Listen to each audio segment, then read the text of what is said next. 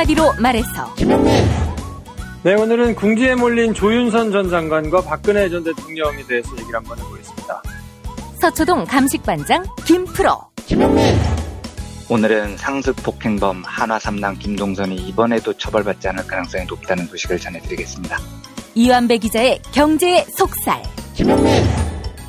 네, 오늘은 정지용의 산문에서 몇 구절 읽어드리겠습니다. 정선태 교수의 오늘을 읽는 책. 네, 오늘은 방탄소년단, 방탄특검에 대해 말씀드리겠습니다. 김성회의 답, 정, 너. 김용민 브리핑, 잠시 후 시작합니다.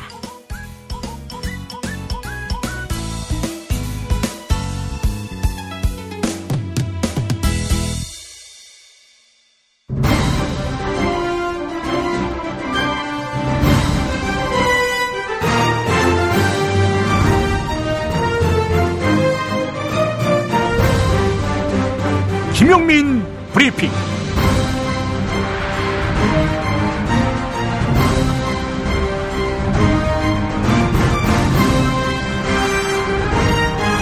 (2017년 11월 29일) 수요일입니다. 박모 씨, 귀농한 농부였습니다. 부인과 함께 행복하게 살던 2009년 뜻밖의 사건을 만납니다. 음주운전 단속 과정에서 박 씨가 경찰관 박모 경장과 말다툼을 벌였는데요. 그런데 갑자기 박모 경장이 비명을 질렀습니다. 그리고 박 경장은 박모 씨가 자신의 팔을 꺾었다, 이렇게 주장하고 나섰습니다. 동료 경찰관이 촬영한 영상에는 박 경장의 팔이 뒤로 꺾이는 듯한 모습이 담겨 있었습니다. 박 씨는 억울했습니다. 박 경장이 스스로 팔을 꺾인 척했다 라고 강력하게 주장했습니다. 하지만 항소와 상고심에서도 박 씨의 주장은 받아들여지지 않았습니다. 오히려 박 씨는 위증 혐의로 다시 기소돼 1심에서 벌금 500만 원을 선고받았습니다. 이쯤 되면 평범한 사람들 상당수는 한편 먹고 있는 거대 공권력 앞에서 고집을 꺾을 것입니다. 포기할 것입니다. 하지만 박 씨는 그러하지 않았습니다. 그리고 기나긴 소송을 피하지 않았습니다. 끝내 법원은 위증 혐의에 대한 항소심에서 국립과학수사연구원이 경찰이 제출한 영상을 분석한 결과 박 씨의 자세에서는 박 경장의 팔을 꺾어 박 경장의 상체를 90도 이상 숙이게 하는 것이 불가능하다, 이렇게 밝히면서 무죄를 선고했습니다. 검찰은 대법원에 상고했지만 기각됐고요. 박 씨는 결국 무죄가 확정됐습니다. 사건 발생 8년 만에 열린 재심에서 무죄를 선고받은 것입니다. 진실이 승리하는 것이 아니라 승리하는 게 진실인 세상에서 힘없고 백없는 박 씨의 승리는 여러모로 큰 감동을 줍니다. 오늘의 주요 뉴스 함께하죠.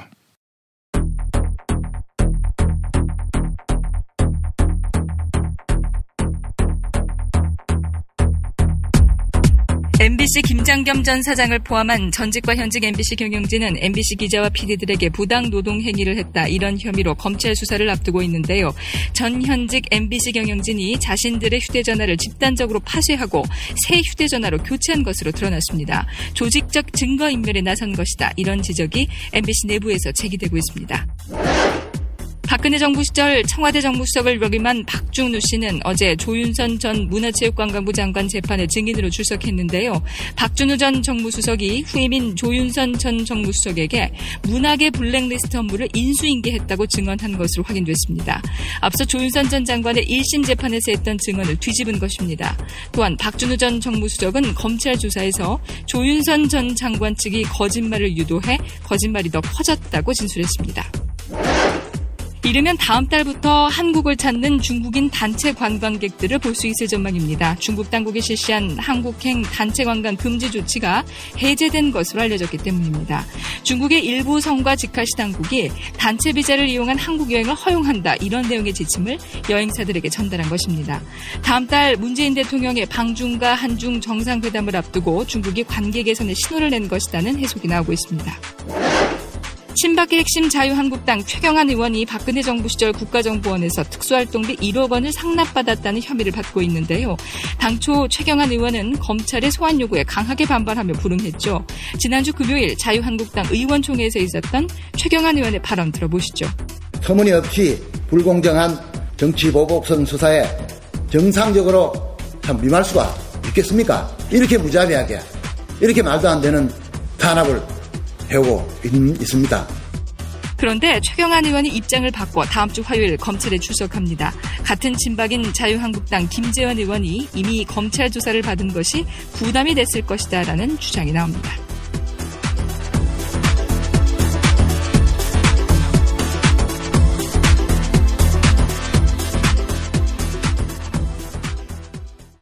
자신이 일하는 제조업체에서 썩은 밀가루를 원료로 사용하는 것을 알게 된 직원이 있습니다. 업체는 원재료가 드러나지 않는 가공 분말을 만들기에 그의 제보가 없었다면 우린 지금까지도 썩은 밀가루로 제조된 식품을 먹고 있었을 것입니다. 우리 사회의 잘못된 모습을 바로잡을 수 있었던 데에는 공익제보자의 양심적 제보가 있었습니다. 그의 양심 있는 행동이 후회로 남지 않도록 공익제보자를 응원하는 아름다운 재단의 어쩌다 슈페인 캠페인에 많은 참여 바랍니다. 어디선가 나타나서 생명을 구하고 정의를 지키는 영웅 슈퍼맨. 우리 주변에도 많은 슈퍼맨이 있습니다. 바로 공익제보자입니다. 어쩌다 슈퍼맨이 되어야만 했던 그들에게 세상은 따뜻하지 않았습니다. 수많은 생명을 살린 2명의 간호조무사는 권고사직을 당했고 장애인의 인권을 위해 싸운 선생님은 결국 사직했습니다. 어려움을 감내하고 있는 슈퍼맨들에게 이제 우리가 감사를 전해야 할 때입니다. 시민사회 지지 캠페인 어쩌다 슈퍼맨에 함께해주세요.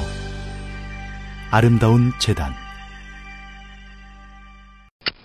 스페이드 퀴즈입니다. 돌잔치, 칠순잔치, 가게홍보, 체육대회, 창사기념일. 정답! 기념품! 문제를 끝까지 들으셔야죠. 이럴 때 사용하는 판촉물이나 기념품, 답례품, 단체 선물 등을 취급하는 전문업체로서 국민을 위해 제대로 일하는 언론과 정당에 후원을 하는 판촉물 전문업체는 어디일까요? 정답! 네피알! 네? 어디라고요? 네피알! 네, 정답입니다. 판촉물이나 단체 선물이 필요할 때 이왕이면 우리 편 회사 네피아를 찾아주세요. 인터넷 검색창에 네피아를 치시거나 032-519-4800으로 전화주시면 친절하게 상담해드립니다. 그런데 상품은 뭔가요? 네피아를 가서 고르세요. 3만 가지가 넘는 물품이 있어요. 한글도 남보다 빨리 깨치고 참 똑똑했는데 갈수록 실력이 뒤처지는 것 같아 걱정이에요. 혹시 초등학교 교과서 본 적 있어요? 어려운 어휘가 너무 많아요. 학교에서는 어휘 개념을 하나하나 설명해줄 시간이 정말 부족하잖아요. 그럼 어떡하죠? 내 아이의 어휘만큼은 내가 책임져야죠. 어휘 공부의 정성. 초등어휘 3000, 초등어휘 5000. 검색창에 초등어휘 3000을 쳐보세요. 태초에 하나님이 술친구를 창조하셨습니다. 어쩐지 하나님이 술만 내리실 리가 없습니다. 자, 오늘 달릴 건데 군뱅이 챙겼지? 맞다, 군뱅이. 야, 내가 한 포 준다. 이거 귀한 거니까 꼭 갚아. 술친구 먹으면 술자리에서 완전 날아다니잖아. 음주 생활의 퀄리티가 달라진다니까. 이 연말 회식도 술친구만 있으면 걱정 없어. 연말 회식 절대 강자 술친굼. 술친굼 공식 쇼핑몰 회원만을 위한 추가 증정 이벤트를 확인하세요. 네이버에 술친굼을 검색하세요.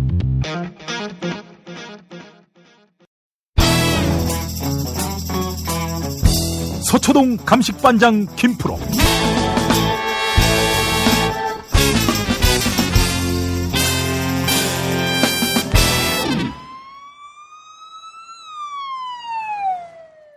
김프로 나와 계시죠? 네, 안녕하세요. 김프로입니다. 네, 조윤선 전 장관 풀려났는데 다시 들어가게 생겼군요. 예전에 저희가 이제 말씀을 드리면서 조윤선 전 장관이 무죄가 나온 게 이해가 안 된다라는 말씀을 아주 오래전에 드렸던 것 같고. 그렇죠. 그리고 청와대 문건이 발견되면서 조윤선 전 장관이 이제 조금 큰일 났다. 네. 속이 굉장히 탈 거다라는 말씀을 드렸던 기억이 나는데 그 연장선상에서 보시면 될 것 같아요. 블랙리스트 사건으로 이제 1심 재판을 받았는데 무죄를 받았잖아요. 무죄를 받았던 거의 요지는 증거가 없다라는 거였거든요. 예. 증거를 찾는 의무는 검찰에게 있는데 니네가 충분히 증거를 못 찾았으니까 진술 증거도 뭐 나머지 문서와 관련된 이런 증거도 없으니까 죄가 있다고 보기는 어렵다라는 게 취지였는데 청와대에서 새로 이제 문건들이 굉장히 많이 나왔잖아요. 그 중에는 블랙리스트, 그러니까 좌파라고 여겨지는 단체들한테 이제 돈줄을 끊는 것을 블랙리스트라고 하고 화이트리스트는 이제 보수 단체들을 막 지원해주는 요거를 이제 화이트리스트라고 하는데 옛날에는 블랙리스트 관련해서만 이제 굉장히 적은 자료로 진술들을 맞춰가지고 이렇게 수사가 진행이 되고 그걸 바탕으로 재판이 진행됐는데 이제는 뭐 자료들이 막 마구마구 쏟아져 나와가지고 블랙리스트, 화이트리스트 관련해가지고 뭐 자료들이 많이 나왔거든요. 그러니까 이제는 빼도 박도 못하는 상황이 됐죠. 그래서 박준우 전 정무수석, 그러니까 조윤선 전 정무수석의 전임자가 오늘 재판에 나와가지고 블랙리스트든 화이트리스트든 둘 다 인수인계를 해줬다라고 얘기를 했습니다. 인계한 사람이 있었으니 당연히 인수한 사람도 있을 것이고 인계한 사람은 박준호 전 수석, 인수한 사람은 바로 후임 조윤선 정무수석. 그런 거 아니겠습니까? 그렇죠. 1심에서는 뭐라고 얘기를 했었냐면 박준호 전 정무수석이 한 30분 정도 짧게 이렇게 얘기를 했는데 뭐 세월호 수사 관련해서 얘기하고 또 뭐 공무원 연금 개혁 관련해서 얘기하고 나머지는 TF는 얘기를 했나? 기억이 잘 안 나요. 이렇게 얘기를 했어요. 예. 그러니까 당연히 조윤선 전 정무수석도 나는 전혀 그런 들은 사실이 없습니다. 라고 이제 얘기를 했거든요. 예. 그랬더니 다시 물어봤겠죠. 안 들었다고 얘기를 하는데 그게 맞나요? 라고 물어보니까 아마 안 들었다 그러면 제가 얘기를 안 했을 겁니다. 라고 이제 다시 대답을 했거든요. 예. 그리고 그 이상 두 사람 다 이제 부인하고 기억이 안 난다고 하고 뭐 이러니까 딱히 이제 조윤선 전 정무수석이 역할이 있었다고 보기 어렵다라고 이제 판단을 했던 건데 오늘은 이제 뭐라고 얘기를 했냐면 내용이 굉장히 좀 자세합니다. 좌파 단체를 지원 배제하는 그러니까 이른바 블랙리스트 이게 거의 이제 마무리가 됐다. 그래서 최근에 마무리 보고를 했다. 근데 마무리 보고는 했는데 그래도 계속 네 담당이니까 이거는 네가 챙겨야 된다. 여기서 네는 이제 조윤선 전 정무수석 얘기하는 거고요. 예. 그리고 정경련을 통해 가지고 보수 단체를 지원하는 이른바 이제 화이트리스트라고 불리는 이것도 해야 되는데 이것도 당신 담당이다. 그리고 요 좌파 단체 지원을 끊는 것, 돈줄 끊는 것과 정경련을 통해 가지고 보수 단체 지원해주는 이거에 대해서 우리 대통령과 비서실장 굉장히 관심이 많다. 그러니까 당신이 단디 챙겨야 된다. 그리고 여기다가 또 뭐라고 얘기하냐면 자세한 내용에 대해서는 신동철 비서관이 자세히 알고 있다. 그러니까 그 사람하고 의논해가지고 일 처리를 하셔야 된다. 라고 얘기를 했다는 거예요. 그러니까 굉장히 자세하게 모든 걸 싹 다 얘기했잖아요. 네. 근데 1심에서는 이 모든 게 생각이 잘 안 나고 조윤선 전 정무수석이 안 받았다고 하면 그럼 아마 내가 얘기를 안 했을 거예요 라고 얘기를 이제 하고 지나갔던 건데 완전히 뒤집었으니까 1심처럼 같은 무죄가 나오기는 사실상 어렵다고 봐야 되고 이제는 뭐 유죄를 각오해야 되고 그리고 이제 혐의가 더 추가돼가지고 지금 박준호 전 정무수석 같은 경우는 검찰 조사를 또 계속 받고 있거든요. 화이트리스트 관련해가지고도 그러니까 아마 혐의가 추가돼가지고 형이 더 올라가거나 뭐 그럴 가능성이 있다고 봐야 되겠죠. 아니 지금까지 구라친 거 그거에 대해서 가중 처벌받거나 그런 거 없어요? 정상 참작을 할 텐데 뭐 피고인이 자기의 이익을 위해 가지고 뭐 이렇게 하는 거에 대해서는 뭐 형사소송법상 인정을 해주거든요. 김용민처럼 양심 있는 사람이면 내가 잘못한 거는 딱 이렇게 잘못했다 하고 책임 있게 얘기를 할 텐데 이 기프로가 그런 의미에서 한번 구속됐으면 좋겠어요. 전 다 불어요. 당신까지 끌고 갈 거야. 그럼. 그래. 예. 아무튼 피고인이 뭐 자기한테 유리하게 막 얘기하는 거는 얼마 전에도 나왔잖아요. 그건 뭐 본능의 영역이다. 뭐 이래가지고 용인하기 때문에 본인과 직계가족에 대해서 이렇게 막 얘기를 하는 거에 대해서는 뭐 딱히 다른 죄를 물거나 뭐 가중해서 처벌하거나 하지는 않고요. 다만 이제 양형을 주는 데 있어서 정상 참작은 하겠죠. 깊이 뉘우치고 있는 경우에는 장량감경을 통해서 줄여준다거나 뭐 이럴 수 있으니까. 예. 근데 어쨌든 지금은 본인이 거짓말을 계속 해가지고 이제 1심에서 무죄를 받은 건데 그게 이제 완전히 180도 뒤집어졌으니까 예. 지금은 이제 1심 같은 재판 결과를 기대하기는 조금 어려울 것 같고요. 일단 뭐 구속은 100%죠? 글쎄요. 지금 뭐 어쨌든 불구속 상태에서 재판은 계속 받고 있으니까 재판 결과 법정에서 구속이 되지 않을까요? 실형이 선고되고 뭐 그러면? 그럴 것 같습니다. 자, 박준우 전 수석 폭탄 선언을 하게 된 이유, 그러니까 증언을 뒤집은 이유 뭐라고 보세요? 1심 재판 때는 검찰이 나름 우호적인 분위기에서 수사를 했다고 봐야죠. 물론 뭐 우호적이라는 게 조금 이제 차이가 있을 수 있습니다만 그때만 하더라도 되짚어서 생각해 보시면 특검이 돌아가서 한참 그렇긴 했지만 어쨌든 나중에 그러니까 문정부가 들어서기 전 검찰 인사 상태에서 황교안 총리 산하에 뭐 이런 이제 검찰 산하에서 이제 최종적으로 이게 조사를 해가지고 이제 넘기고 뭐 이랬었거든요. 그리고 그 이전에 압수수색 과정이나 뭐 이런 것도 시간을 굉장히 많이 주고 뭐 증거를 인멸할 수 있는 이런 여유가 좀 있었잖아요. 예. 그렇기 때문에 나름대로 이제 말을 맞추고 준비를 해가지고 왔었던 것 같아요. 근데 그 이후에 청와대에서 문건이 어마어마하게 쏟아져 나왔죠. 그리고 인사를 통해 가지고 수사 의지가 굉장히 충만한 사람들로 검찰이 인적 구성이 싹 다 바뀌었죠. 그리고 난 다음에 지금 적폐 수사가 막 한참 진행이 되고 있기 때문에 여기서는 잘못하다가는 자기가 혼자 다 뒤집어 쓰거나 아니면 처벌을 심하게 받을 수 있다라는 생각을 아마 했을 거예요. 그리고 지난 9월 7일 날 검찰에서 화이트리스트 건으로 조사를 또 받았었거든요. 그렇기 때문에 이제는 거짓말을 해봐야 뭐 블랙리스트, 화이트리스트가 없었다고는 못할 거 아닙니까? 자료가 너무 많이 나왔으니까. 그러면 이 모든 것을 다 나 혼자 끌고 갈 것이냐? 그거는 이제 말이 안 맞고 상식적으로도 그 이후에도 사업은 계속 진행이 됐는데 그거와 관련된 자료들도 있는데 뭐 여기서 자기가 그걸 왼수인계를 안 해주고 전혀 몰랐다고 한다면 말이 안 맞으니까 그냥 여기서는 각자의 이익에 부합하는 방식으로 그냥 내가 최대한 얘기하고 왜냐면 본인은 이제 1심에서 어느 정도 위증을 했기 때문에 선서를 하거든요. 증인으로 나온 사람들은 거짓말을 할 경우에 위증의 벌을 받기로 뭐 맹세합니다. 뭐 이런 선서를 한단 말이에요. 그러니까 이거는 만약에 문제를 삼아서 위증죄로 고발이 된다거나 기소가 된다 그러면 그것도 아마 참작이 될 텐데 지금은 뭐 어쩔 수 없는 상황이거든요. 그러니까 아니 지금 와가지고 이렇게 증언을 뒤집는 이유가 뭐냐? 라면서 조윤선 전 장관의 변호인 측이 물어봤거든요. 그랬더니 이유를 내 증언이 그렇게 결정적인 역할을 할지는 그때 몰랐다. 근데 어쨌든 실체적인 진실을 찾는 과정에 협조하기 위해서 지금 내가 이렇게 얘기를 하는 거고 뭐 그 과정에서 책임질 게 있다면 내가 피하지 않겠다라고 얘기를 한 거 보니까 그냥 이렇게 순순히 얘기해서 뉘우치고 있어요. 반성하고 있어요. 라는 제스처를 취하는 게 양형에나마 참조하게 될 수 있다고 아마 판단을 하지 않았을까 싶고요. 그래서 어쨌든 조윤선 전 장관은 지금 이제 빠져나갈 구멍이 전혀 없는 상황 그렇게 봐야 될 것 같습니다. 증언을 뒤집지 않으면 좆될 수가 있다. 이런 판단인 거군요.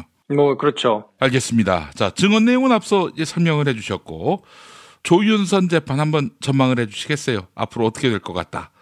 이제 무죄는 물 건너갔다고 봐야 되고요.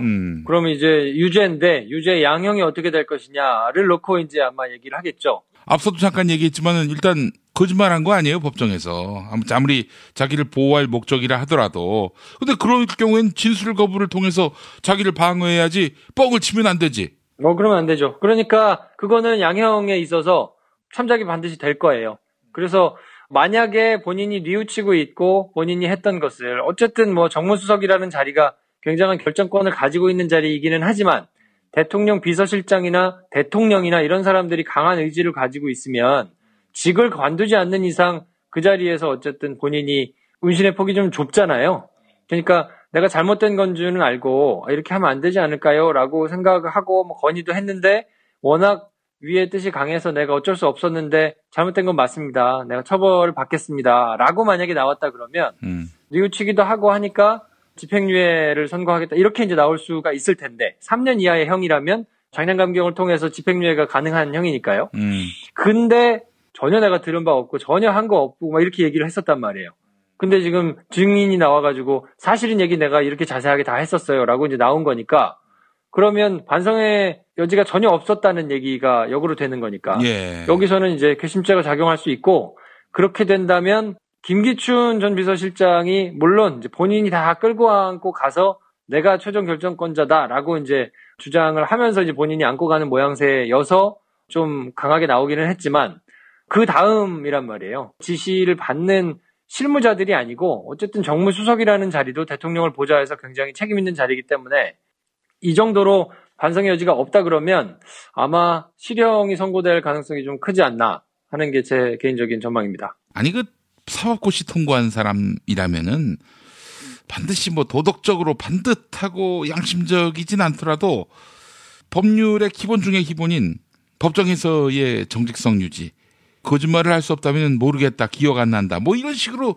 비껴가든지 이게 새빨간 거짓말을 해놓고 말이죠. 이래놓고도 자기 잘났다고 말하고 있으니 아이고 참 답답하고 한심하고 그렇습니다. 본인도 국내에서 가장 크다는 이제 김현장 출신이고 또 남편은 또 판사 출신이기도 하고 두 사람 다 이제 법을 다루는 율사잖아요. 예. 그런데 어쨌든 이제 법원에서 물론 본인이 이제 공공에 처했으니까 그렇게 하기는 합니다만 정치적으로도 큰 책임 있는 역할을 맡았던 공인이고 여러 가지로 조금 아쉬운 거는 사실입니다. 알겠습니다. 박근혜 재판 얘기 좀 해볼까요?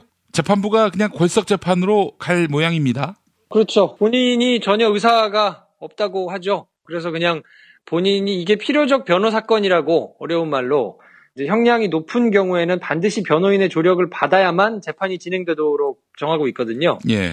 그래서 변호인은 반드시 필요하기 때문에 변호인단이 총사퇴하고 변호인이 없는 상황이니까 이제 변호인을 국선으로 지정을 해줬잖아요. 근데 그 사람들이 사건을 파악하는 물리적인 시간을 줘야 되니까 자료만 하더라도 10만 쪽이 넘는 상황이라 그걸 가지고 이제 뭐 더 떠들어보고 이제 사항을 파악하고 재판을 진행할 수 있도록 하는 준비 기간이 조금 걸렸었는데 박근혜 전 대통령이 이제 재판 출석을 그냥 거부하고 있거든요. 예. 근데 허리와 무릎이 조금 아프다, 거동할 수 없을 만큼 뭐 아프다라고 이제 말씀은 하셨지만 재판부가 판단했을 때는 그렇게 건강 문제가 심각하지는 않은 것 같다. 예. 그래서 그게 사유가 정당하다고 보기는 좀 어렵다. 그리고 걸석 재판으로 할지 말지는 재판부가 이제 직권으로 결정을 할 수 있거든요. 예. 근데 이제 안 나오는 거는 본인이 그냥 정말 아파가지고 어쩔 수 없는 거라면 재판을 조금 연기하고 뭐 이렇게 지켜볼 수 있겠지만 예. 일부러 그냥 안 나오는 거니까. 아이고 저기 국선 변호인도 안 만나준다고 하면은 이건 뭐 재판할 뜻이 없다고 봐야죠. 본인은 이제 그런 거니까요. 여러 가지를 종합적으로 판단했을 때 이거는 그냥 없이 재판을 하더라도 상관없겠다라고 충분히 기회를 줬다라고 생각을 한 것 같고요. 예. 그래서 이제 걸석으로 법에 따라서 이제 재판이 진행되거든요. 이제 본인이 안 나오니까 여기서는 뭐 국선 변호인들이 그냥 쭉 재판을 진행을 하게 될 텐데 계속 이렇게 불출석이 계속되면 아마 내년도 초에 선고를 할 가능성도 좀 높아졌다고 봐야죠. 내년 초에 1심 판결이 나온다? 네, 내년 초에는 박근혜 전 대통령이 혐의가 가장 많기 때문에요. 모든 사람의 공범으로 돼 있는데 이미 이제 다른 사람들은 이제 1심 판결이 나온 사람들이 많잖아요.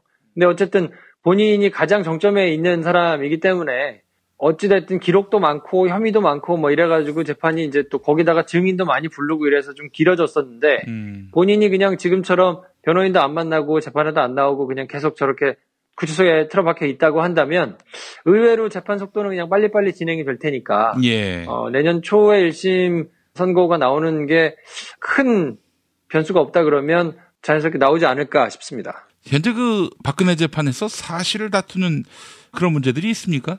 뭐 여러 가지로 본인이 이제 아니라고 부인을 했던 게 많기 때문에요. 근데 이미 다른 사람 재판을 통해 가지고 사실관계가 결정된 것도 많고 지금 뭐 워낙 자료가 지금 쏟아져 나왔기 때문에 본인이 부인하고 뭐 아니라고 주장하는 것이 거의 무의미해졌거든요. 그래서 적용된 혐의에 대해서는 뭐 거의 대부분 유죄가 선고된다고 봐야 되지 않나 하는 게 뭐 일반적인 판단입니다. 알겠습니다. 자, 김프로와 함께한 시간이었고요.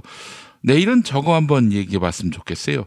장시호, 정유라 지금 어떤 심리 상태일지 또 최근에 잇따른 압박, 위협 배우가 누구인지 분명히 김프로가 양심과 모든 사회적 지위를 걸고 한번 실체를 파악해 주시기 바라겠습니다. 지금 저한테 취재 지시하시는 거죠? 그렇죠. 그 발언에 대한 책임도 지는 것이고. 무슨 발언? 아니, 열심히 쫓아다니는 주진우 기자가 계시더만요.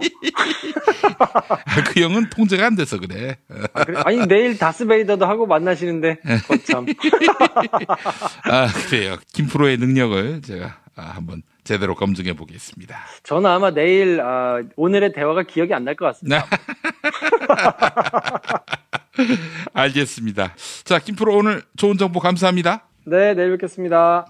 충남 금산의 넓은 인삼밭. 정성농장을 일군 농부아버지 이정열 씨. 자연은 노력한 만큼 내어준다. 그 자연의 마음을 알기에 정성농장을 더불어 일구는 아들 이성규 씨도 아버지에게 배운 것처럼 정직하고 또 성실하게. 정성농장 홍삼은 인삼 재배부터 가공 판매까지 모두 책임지고 있습니다. 그래서 대한민국 1등 품질을 자부합니다. 검색창에 정성농장 홍삼을 검색해주세요. 정성농장 홍삼. 전화문의는 010-9754-6972. 이놈의 뱃살. 맞는 옷이 없네. 애돌보랴 일하랴 살 뺄 시간이 없네. 다시 날씬해지고 싶어! 다이어트 전문 쇼핑몰 비타샵에서 개발한 국내산 동결건조 생식과 통곡물에 3가지 단백질과 비타민, 미네랄을 더해 만든 다이어트 전용 그린 스무디를 추천합니다. 문의는 1522-6648, 1522-6648 혹은 검색창에서 비타샵을 검색해주세요. 찬바람이 싸늘하게 불어올 때는 따뜻한 새싹당 공차, 풍부한 아스파라긴산과 레스베라트롤, 그리고 그 어떤 차도 따라올 수 없는 고소한 맛. 따뜻한 새싹당 공차로 하루를 시작하면 참 좋습니다. 이런 환절기에 기분 좋은 차 모금 새싹당 공차. 티백 2+1 행사는 계속됩니다. 새싹당 공차는 인터넷 전창걸몰닷컴에서 구매하실 수 있습니다. 전화구매는 070-8635-1288, 070-8635-1288. 엄마, 이따가 독서실 갔다 올게. 현미 쌀국수 해줘. 여보, 우리 남도 여행 갔을 때 먹었던 나주곰탕 생각난다. 알았어. 내가 남도 먹거리 쇼핑몰에서 한 방에 해결하지. 남도 먹거리 쇼핑몰의 국민건강 프로젝트. 전통 방식 그대로 100% 한우 나주곰탕과 현미 쌀국수로 가족의 건강을 책임집니다. 남도 먹거리의 특판 4종 세트를 만나보세요. 다음 포털에서 남도 먹거리를 검색하시거나 주문 전화 1544-1669, 1544-1669로 전화주세요. 김용민 브리핑 뉴스기 능력평가 정답 맞히신 분들 소개합니다. 어제 문제는 유행어 가운데 젊은 40대를 뜻하는 말, 이 유행어가 무엇인지 맞히는 거였죠. 정답은 영포티입니다. 당첨자에게는 도서출판 통나무에서 협찬하는 김미루의 어드벤처를 보내드립니다. 김미루의 어드벤처는 도올 김용옥 선생의 딸 김미루 작가의 신간인데요. 사막을 모험했던 김미루 작가의 경험을 글과 그림으로 풀어냈습니다. 다른 당첨자에게는 이동환 작가의 장편소설 아담의 눈물을 선물해드립니다. 죽은 아내로부터 편지가 도착했고 그녀가 답장을 요구한다면 여러분은 어떻게 하시겠습니까? 장편소설 아담의 눈물에서 주인공의 선택을 직접 확인해보세요. 다른 당첨자에게는 애주가들의 핫 아이템 술친굼 한 박스 선물해드립니다. 포털 사이트에서 술친굼을 찾아주세요. 금요일 정답자 가운데 한 분에게 남도 먹거리에서 협찬하는 식품 꾸러미 상품 선물해드립니다. 인터넷 주소창에 남도먹거리.kr을 입력해주세요. 금요일 정답자 가운데 다른 한 분에게는 골반 보정 속옷 바디로직 리포머 팬츠 선물해드립니다. 검색창에서 바디로직 입력해주세요. 금요일 정답자 가운데 다른 한 분에게는 머문빌리지 이용권 격주로 보내드립니다. 총 3,000평의 대지와 건물 2동을 오직 한 팀에게만 서비스합니다. 애청자 여러분의 성원에 힘입어서 일요일과 평일 가격을 대폭 낮춘 머문빌리지 할인 행사를 진행하고 있습니다. 포털 사이트에서 머문빌리지를 찾아주세요. 정답자 인지저스님, 노련한 노회찬 의원이 노련하지 못한 모습을 보였네요. 바른말쟁이님, 저도 영포 튀고 싶네요. 문통방통 끝말잇기 당첨자께는 별을 따다 구운 과자 롤카스테라 선물해드립니다. 주문전화 033-646-2668, 인터넷 주문 bakingfarmer.co.kr입니다. 어제 문통방통 끝말잇기 시작 글자는 기억의 억이었는데요. 당첨자 닥치면 쥐잡지님, 끝말잇기는 억지. 자유한국당이 해양수산부 장관의 사퇴를 요구하며 억지를 쓰고 있네요. 김용민 브리핑 뉴스계 능력평가, 오늘도 많은 참여 바랍니다.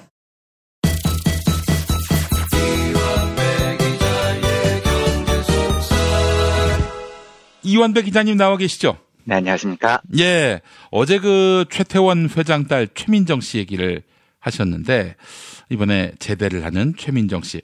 근데 트윈 파파님이 게시판에 올린 글을 보니까, 제가 가슴이 철렁 내려앉았어요. 최태원 딸 최민정은 대통령으로 키우는 것으로 생각함. 정말요? 예. 이제 이런 거죠, 한마디로 얘기해서. 이제 최태원 회장이나 뭐 어느 재벌 회장이나 사실은 그냥 그 회사의 총수에 그치지 않고 아예 나라를 먹고 싶은 마음들이야 이심전심 아닙니까? 정주영 씨도 그랬었고요. 예, 뭐 또 우리 석현이 형도 그런 마음이 없지 않아 보이는데, 자, 그런데 이제 사실은 그동안 재벌들이 이렇다 할 어떤 정치적 실권을 잡지 못한 이유가 일단 노블리스 오블리제가 안 되니까. 그러니까요. 여러모로 하여간 저자들의 진심을 우리가 헤아릴 수가 없다라는 국민들의 불신 때문에 불가능했는데, 이 최태원 회장 딸은 뭐 이게 하여튼 집안의 배경도 있는데다가 또 여성으로서 안 해도 되는 병역까지 담당을 했으니까 이거는 뭐 대통령감 아니겠는가 이런 얘기가 나올 수 있는 최적의 환경 아닙니까? 좀 덜컹하는데요. 네, 저도 그래서 덜컹 내려앉았습니다. 앞으로 좀 주의 깊게 봐야 되겠습니다. 그게 순수한 마음이 아니고, 네. 만약에 아버지 어머니가 결별하기 전에 병역을 지원을 했는데 어쨌든 어머니 쪽의 주장이었든 아버지 쪽의 주장이었든 그런 계획이 있다면 좀 무섭긴 하네요. 좀 주의 깊게 앞으로 봐야 될 것 같습니다. 예. 아니 근데 또 이야기 들어보니까 노씨 집안에서 키웠다, 최민정 씨를. 네, 예, 어머니 쪽에 더 가까운 걸로 저는 알고 있어요. 그래서 사실은 뭐 최태원 씨야 딸에 대해서 관심도 없었던 것으로 이제 뭐 거기는 뭐 불륜부터 빨리 해결해야죠. 예. 네. 그런 의미에서 보자면은 대통령 딸인 노소영 씨 엄마가 딸에 대한 대망론을 꿈꿀 수도 있지 않았겠는가 하는 그런 생각도 들더라고요. 그러니까 최태원의 딸이면 별로 제가 덜컹 안 했을 텐데, 네. 그 집이 이제 모계가 노태우 집안이니까 상당히 지금 덜컹하네요. 좀 앞으로 좀 주의 깊게 보겠습니다. 저도요. 좋은 의견 감사드립니다. 주의 깊게 봐야 될 것 같습니다. 네. 예, 알겠습니다. 자, 오늘도 어떻게 재벌 2세, 3세 얘기 준비하셨다고요? 네, 뭐 비슷하지만 괴는 조금 다른데, 오늘은 어제 그 최민정주의, 오늘 조금 전에 그 이야기를 하셨던 그 덜컹거리는 이야기를 빼고 나면 제가 어제까지는 기특하게 생각했었던 최민정 중위와는 전혀 다른 개차반 한 분을 또 한 번 이야기를 하겠습니다. 하나삼남 김동선이요. 성은 김이요. 이름은 TS. 김동선. 네. 예. 제가 뭐 이번 주에도 살짝 언급을 했고 지난주에는 한번 상세히 이야기를 했었죠. 그런데 상습 폭행범입니다. 그런데 이자가 다시 한번 구속을 피할 것 같다는 슬픈 소식을 전해드리려고 합니다. 그래요? 네. 제가 이 폭행 뉴스를 듣고 충분한 기간 동안 좀 지켜보고 싶었습니다. 그러니까 이번에는 부디 한국 사회가 이 정도 파렴치한 범죄자를 응징하지 못하는 사회일까? 아니면 이번만큼은 부디 아니기를 바라면서 이 사건을 일주일 넘게 지켜봤는데 또 법망을 피할 것 같아요. 사건들은 대충 알고들 계실 것 같습니다. 김동선, 하나그룹 김승현 회장의 3남이고요. 이미 폭행 전과가 2번이나 있는 상습범입니다. 그리고 올해 1월에 술집에서 난동을 부린 다음에 순찰차에서도 지구대 안에서도 기물을 파손하는 난동을 부렸지만 집행유예로 풀려났습니다. 집행유예 기간인데 9월에 국내 최대 로펌인 김앤장 회식 자리에 가서 신입 변호사들한테 너그 아버지 뭐 하시노 이 지랄을 하다가 변호사들의 뺨을 갈기고 여성 변호사의 머리채를 잡아챘다, 뭐 그 뉴스입니다. 아시다시피 집행유예는 무죄가 아닌 거죠. 형의 집행을 유예했다는 의미입니다.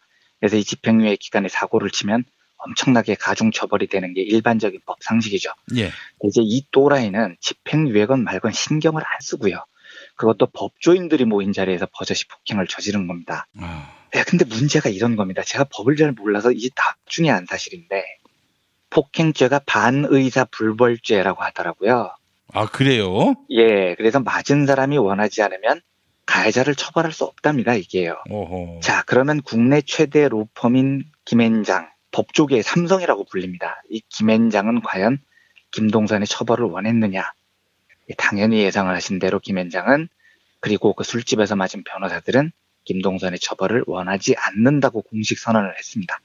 이 선언을 하기 전에 심지어 이런 일이 벌어질까봐 변협 회장이 김현정의 뉴스쇼에 나와서 인터뷰를 합니다. 그러면서 완전히 뚜껑이 열린 목소리로 우리 변협은 김동선의 사과를 받지 않겠다. 그러니까 제발 이번에 맞은 피해자 중에 단 한 사람이라도 처벌을 원해달라. 그러면 우리가 적극 나서서 도와주겠다. 본때를 보여주겠다라고 공식적으로 공중파에서 호소까지 했습니다. 그런데 김앤장과 얻어맞은 변호사들은 김동선을 그 다음날 태연하게 용서한다고 발표를 했습니다. 지극히 비겁한 자들입니다. 그러니까 제가 장담하는데 이런 자들은 로펌을 운영할 자격도 없고요.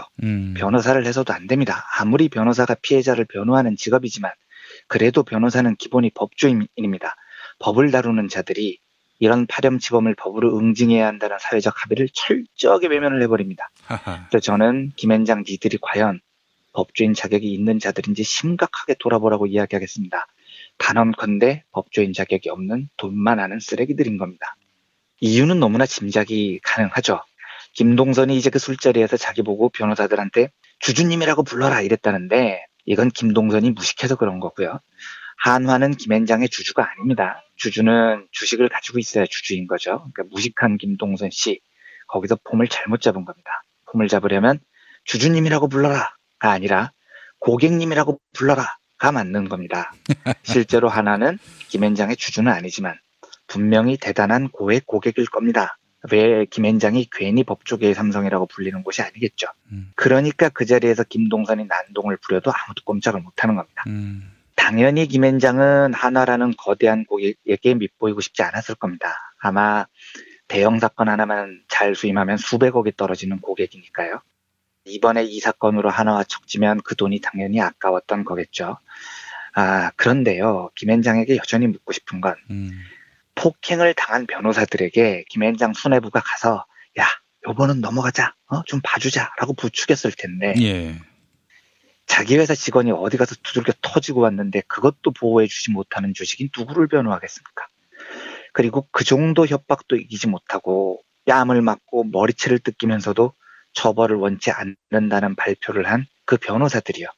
그 변호사들도 법조인으로서 양심을 앞으로 지키고 살아갈 수 있겠습니까? 그러니까 이런 돈만 하는 버러지 같은 놈들이 모여가지고 이 나라 법조계를 주무르니 한숨이 나오는 세상이 돼버린 거죠. 제가 이 문제에 대해서 조금 더 이야기를 드리기 전에요. 과거에 종합일간지 시절에 있었던 일화를 하나 소개해 드리려고 합니다. 동아일보. 예. 그렇죠. 네. 예. 네. 2000년대 이후에 동아일보에서는 아주 잠깐요. 야성을 찾았을 때가 있었습니다. 그때가 저희 평기자들이 기자총회를 열고 그래서 기존의 편집국장을 해임하는 일종의 쿠데타를 한번 성공을 한 적이 있었습니다. 그래서 잠깐 이제 새로 임명된 편집국장이 기자들의 눈치를 보면서 그래, 얘네들 맘대로 좀 괜찮은 신문 만들려고 노력을 할게 이렇게 약속을 한 적이 있었어요. 그때 제가 경제부 기자였는데 신임 편집국장이 부서를 돌아가면서 간담회를 가졌는데요. 워낙 이제 어수선한 시국이었으니까요. 경제부 기자들한테 이렇게 이야기를 합니다. 야, 내가 편집국장 하는 동안에는 재벌들 절대로 눈치 보지 말고 거침없이 조져라. 광고 들어오는 거 걱정하지 마라. 나도 기자 생활 수십 년 해봤는데 내 경험상 기업들은 우리가 당당하게 조질 때 더 무서워한다. 그리고 겁을 내야 광고를 준다. 그러니까 광고 안 줄까 봐 이런 거 니들은 생각하지 말고 기업이 우리 보고 사시나무 떨듯이 겁을 먹도록 조금도 주저하지 말고 조져라. 이런 주문을 한 적이 있었습니다. 그때 제가 야 진짜 이 맛에 투쟁하구나.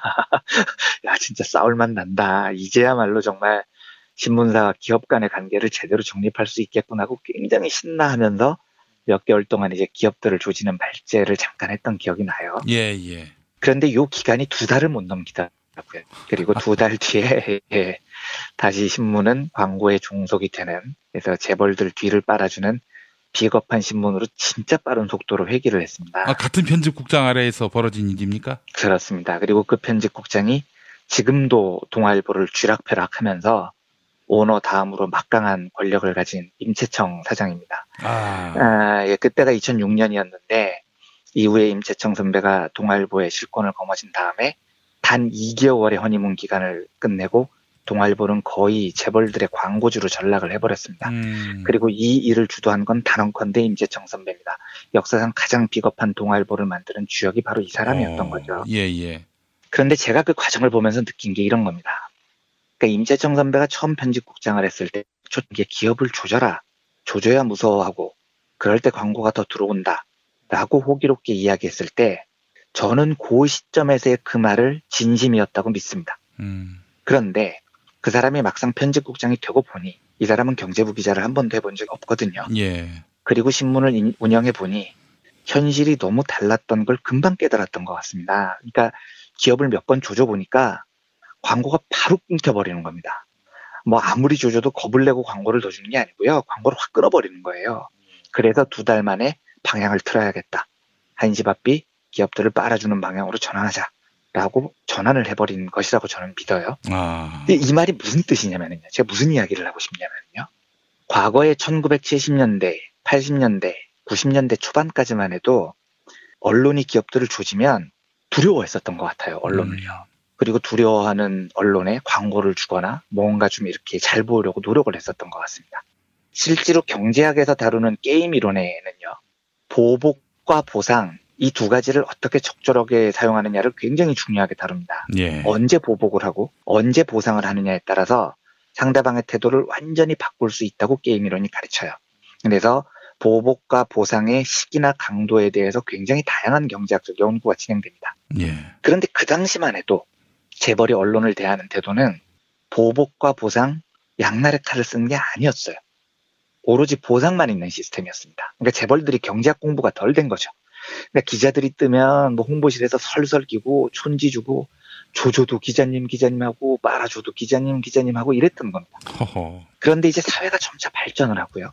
재벌들도 게임 이론에 대한 공부가 좀 되면서 보상만 하는 시스템이 결코 효율적이지 않구나를 알아버린 겁니다. 그래서 어느 시기부터 재벌들이 언론을 다룰 때 보면 보복과 보상 양날의 검을 동시에 사용합니다. 그리고 이 격차를 굉장히 크게 벌려놓습니다. 보상도 굉장히 과장해서 키우고 보복도 엄청난 강도로 강하게 합니다. 그래서 상대가 알게 하는 거죠. 야, 재벌들한테 꿇으면 우린 떼돈을 번다. 반면에 개기면 완전히 착살난다. 이걸 절감하게 만드는 겁니다. 이게 90년대 중후반부터였던 것 같습니다. 재벌들이 이런 보복과 보상이라는 양날의 검을 휘두르면서요. 한국 사회가 정말 놀라울 정도로 빠른 속도로 재벌들의 지배하에 들어갑니다.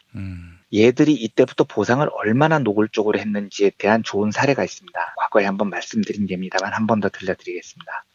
2010년에 SK그룹 최태원 회장 사촌동생 최철원 씨 고용승계 문제로 항의를 하던 노동자를 사무실로 불러서 야구방망이로 두들겨 팬 인물이죠. 영화 베테랑의 모티브가 된 그 재벌 2세 맥값 사건이요. 2천만 원을 휙 던지고 나간 이 최철원 씨가 집행유예 판결로 옥살이를 면하는데 13일 뒤에 두들겨 맞은 노동자가 업무방해, 일반교통방해 혐의로 기소가 됩니다. 이걸 검사가 기소를 해요. 두들겨 맞은 노동자를 기소를 한 검사는 서울중앙지검 형사사부 박철 검사라는 사람이었습니다. 그런데 이 얻어터진 노동자를 기소한 박철 검사는 바로 다음에 SK건설 전무로 영입이 됩니다. 그러니까 SK그룹은 맥값 사건하고는 절대로 무관한 인재 영입이다라고 주장을 하지만 그걸 누가 믿겠습니까? 이 사건을 보면서 저는 얘네들이 진짜로 과도한 보상을 하기로 마음을 먹었구나라는 생각이 들었습니다. 왜냐하면 SK가 모르겠냐고요. 박철을 전무로 영입하면 세간에서 5만 욕을 다 먹을 거라는 사실을 몰랐을까요? 알았을 겁니다. 그런데도 이 무리한 보상을 합니다. 왜 그랬을까요? 얘들은 이걸 보여주고 싶은 겁니다. 야, 우리한테 꿇어. 그러면 우리는 의리 세게 지킨다. 세상으로부터 아무리 욕먹어도 우리한테 꿇은 사람들은 우리가 보호한다. 이 시그널을 분명하게 사회에 던져주는 겁니다. 반면에 개기는 자들에게는 말도 안 되는 강도로 처참하게 보복을 합니다. 제가 정확하게 아는지는 모르겠는데 미디어 오늘은 지금도 삼성에서 광고를 저는 못 받는 걸로 알고 있습니다. 예, 맞습니다. 상당히 오래됐습니다. 그러니까 이 80년대, 90년대만 해도 이렇게 좀 조져도 광고를 끊어도 이게 2, 3개월이지 지나고 나면 달래려고 하는 경향이 강했어요. 재벌들이요. 예. 지금은요. 천만입니다. 계기면 압살을 해버려요. 3년, 5년, 10년째 광고를 딱 끊어버립니다. 그리고 니들이 그러고도 먹고 살 수 있어? 지켜보는 거죠. 이 과도한 보복이 주는 또 다른 효과는 직방으로 언론사에 나타납니다. 야, 잘못 깨기면, 한 번이라도 잘못 깨기면 미디어오늘처럼 5년, 10년 동안 손가락 빨고 살아야 되는구나. 우린 그러지 말아야지. 라는 굴복감이 자연스럽게 형성이 되죠. 예.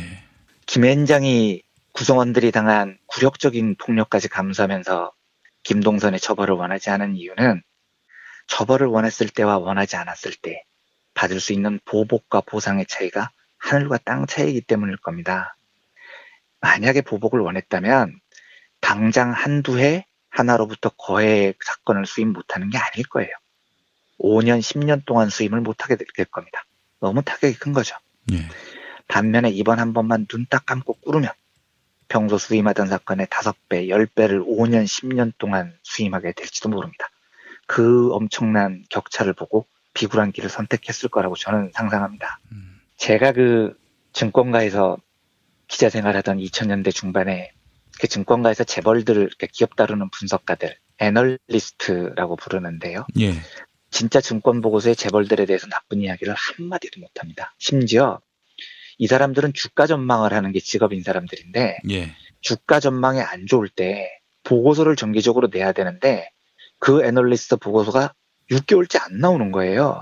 그래서 제가 전화를 했죠. 저기 연구원님 왜 뭐뭐 회사 보고서 안 쓰시냐고요. 그랬더니 아시잖아요. 제가 그 회사 안 좋게 보는 거.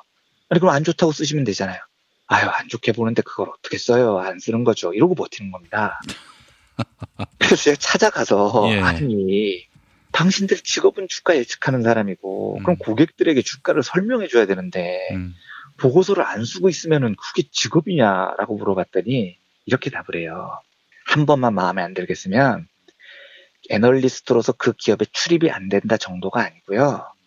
증권사는 재벌들로부터 돈을 유치해서 굴려야 되는데 회사 자체가 영업이 안 된다는 거예요. 네. 그러니까 이 말은 어떤 한마디도 재벌들의 심기를 거스리면 재벌들은 보복을 정말 처절하게 한다는 뜻이죠. 반면에 꾸르면 얻을 게 너무 많습니다. 제가 알기로 모 종편 같은 경우는 최근에도 그냥 모 재벌 전자회사에 가서 우리 사무실 컴퓨터 바꿔야 되는데 몇 대 보내주세요. 이런다는 겁니다. 예. 그러면 그 종편 방송실 컴퓨터 대부분이 삼성에서 공짜로 보내주는 컴퓨터로 다 채워진다고 해요. 그러니까 왜 언론사 간부들이 장충기한테 그런 굴욕적인 문자를 보냈겠습니까? 그 놔두고 온 청탁이 안 먹혔다면 그 부탁을 계속 했을까요? 그 부탁이 먹혔으니까 계속 문자를 보내는 겁니다. 사회이사 시켜주세요. 우리 자식 어디 보내주세요. 이런 게요. 그렇게 생각하는 게 더 합리적이죠. 그러니까 개기면은 죽는 거고 꾸르면 편해진다. 이 보상과 보복을 재벌들이 20년 가까이 철저하게 관리를 해온 겁니다. 이 문제를 어떻게 해결을 하면 좋을까가 고민인데 사실 이 문제를 해결하는 유일한 방법은 그 보복과 보상을 분명히 하는 건 굉장히 효과적이거든요. 예.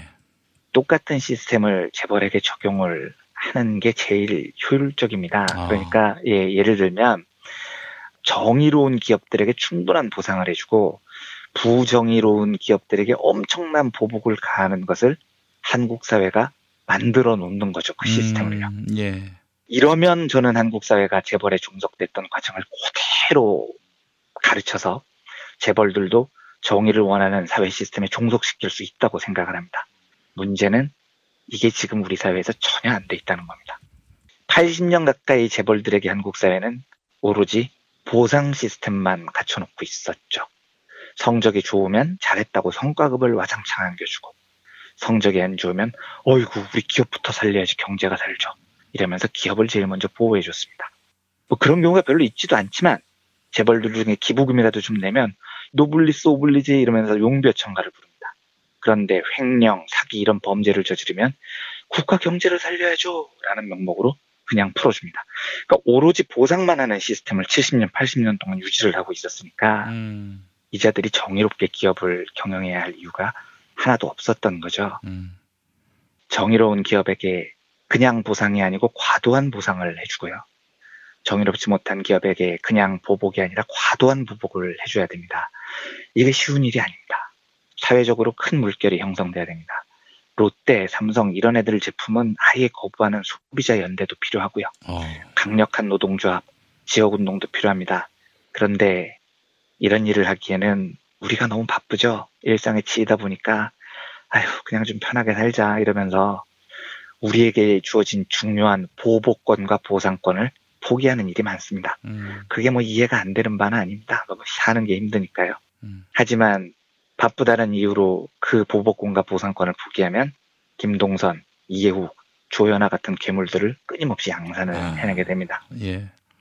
우리가 노동자로서요, 시민으로서, 소비자로서, 지역 주민으로서 재벌이 지배하는 사회를 이겨내기 위해서는 진짜 처절하고 끈질기게 싸워나가야 됩니다. 좀 불편해도 참고요. 보복과 보상을 하는 그 일에 함께 나가야 되는 겁니다. 국내 최대의 로펌이라는 김앤장조차도 상습폭행범 김동선 앞에 무릎을 꿇는 모습을 보고요. 아직도 우리가 가야 할 길이 굉장히 멀다는 생각이 들었습니다. 그런데 뭐 어차피 재벌개혁을 김앤장하고 같이 할 건 아니었으니까요. 우리가 하는 거죠. 그래서 정치자분들께 간곡히 부탁드리기는 우리가 김동선이라는 이름 석자를 잊지 않고요. 우리가 할 수 있는 최대한의 보복을 함께 했으면 좋겠습니다. 이런 노력이 모여지면 한국 사회를 바꾸는 초석이 될 거라는 믿음을 계속 공유했으면 좋겠습니다. 예. 그런 차원에서 오늘은 김동선 이야기와 경제학에서 다루는 보복과 보상에 대한 이야기를 드렸습니다. 아까 장충기 얘기를 하셨는데 그 2015년 7월 10일 이수형 삼성 미래전략실 기획팀장이 장충기 전 당시 이제 미래전략실 차장, 뭐 차장인데 또 사장이에요. 여하간 뭐 삼성은 그런데 장충기 미래전략실 차장인 사장에게 보낸 문자를 보니까 동아일보 임채청 전무 합병 찬성이다 축하한다고 문자 메시지. 방금 임채청에게 확인했는데 점점점 예. 제가 이거 어떻게 리시브해야 될지 모르겠네요. 실명들이 나오니까요. 네. 그 이수영 전무도 동아일보 출신이시죠. 아 그래요. 네, 네. 아유 언론인들이 삼성에서 잘 팔리네요. 이제 제가 뭐 거침없이 이야기를 하는 게 두려워서가 아니고요. 참 뭐 동아일보 출신으로서 부끄럽지만 뭐라고 해야 될까요? 참, 네.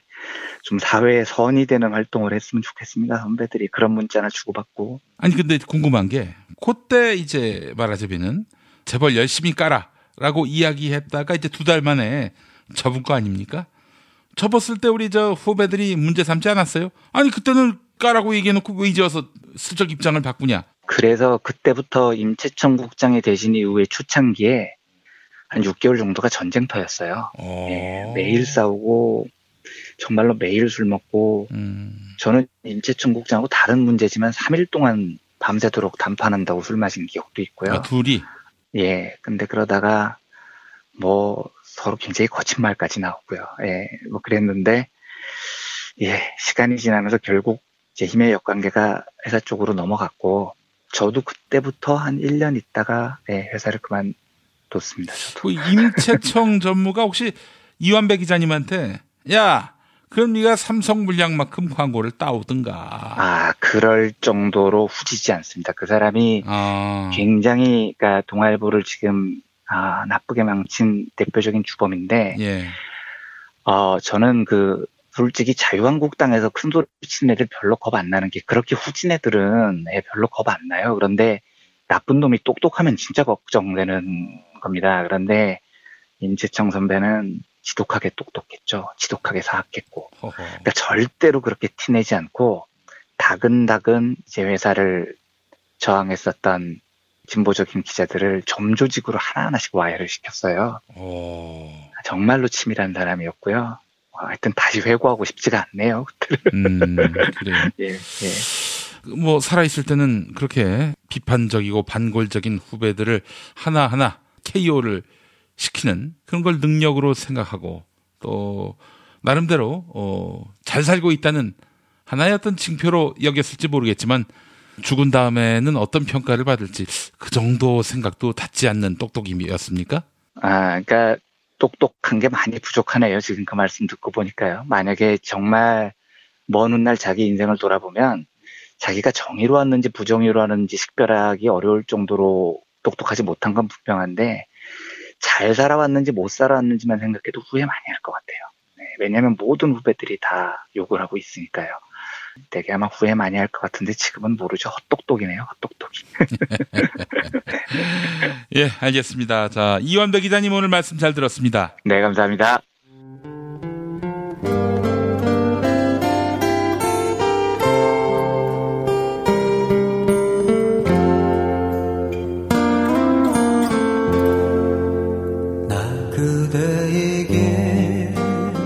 뜨거운 여름이 가고 어느새 찬바람이 옆구리를 스치면 왠지 뜸해졌던 그리운 친구 생각나시죠?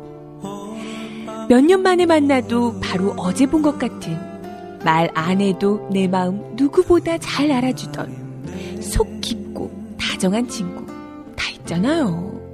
마치 민중의 소리 같은? 이렇게 마음 맞는 친구랑 뜨거운 국물에 소주 한 잔이면 같이 할까요?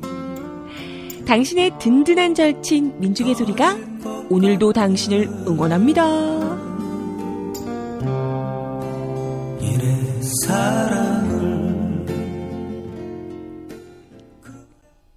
민중의 소리 후원 전화 1661-0451 1661-0451 민중의 소리.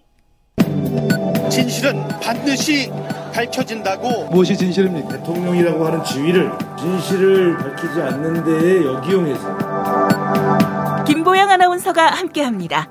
아프니까 팩트다.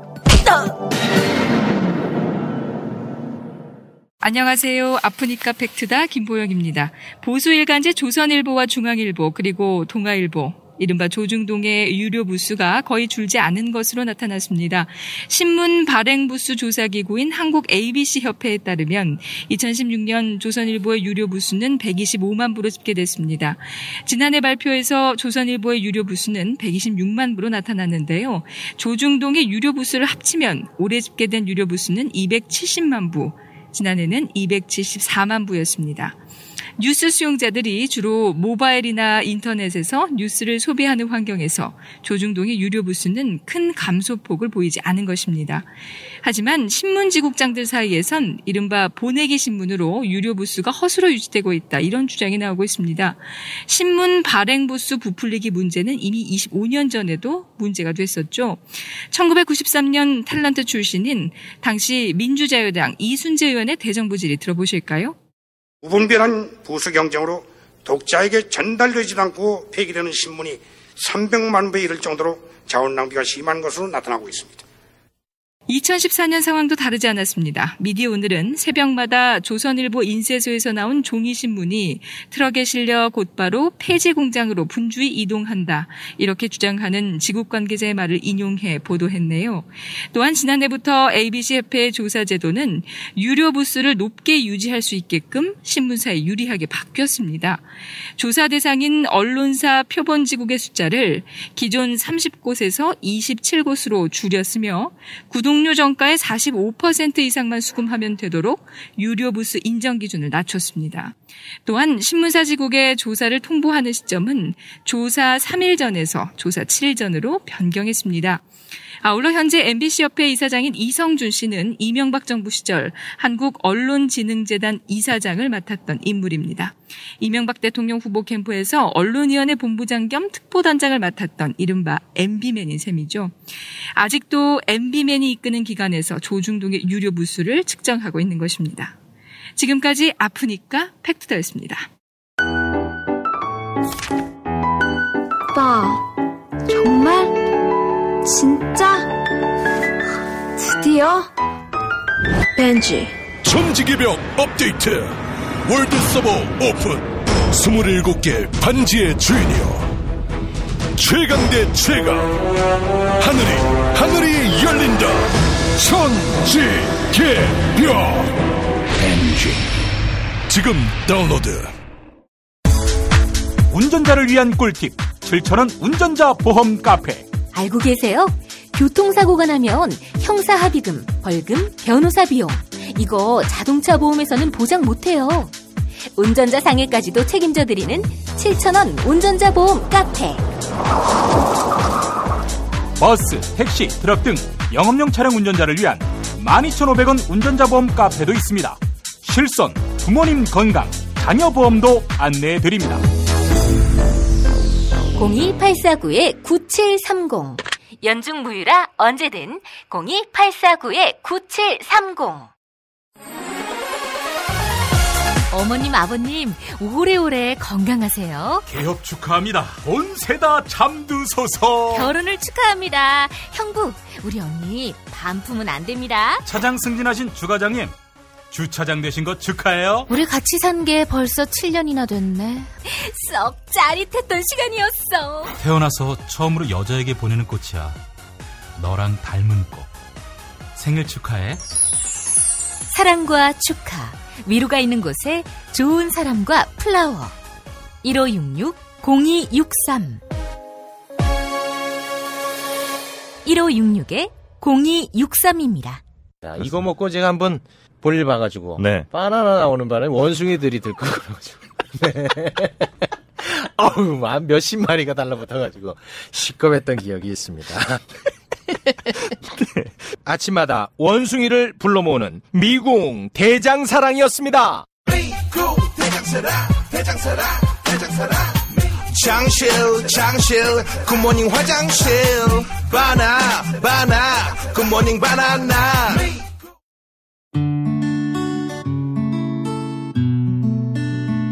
당신과 내가 좋은 나라에서 그 정의로운 나라 그곳에 산다면 난 그냥 좋아서 웃기만 할 거예요. 당신의 뉴스 보좌관 김용민 브리핑.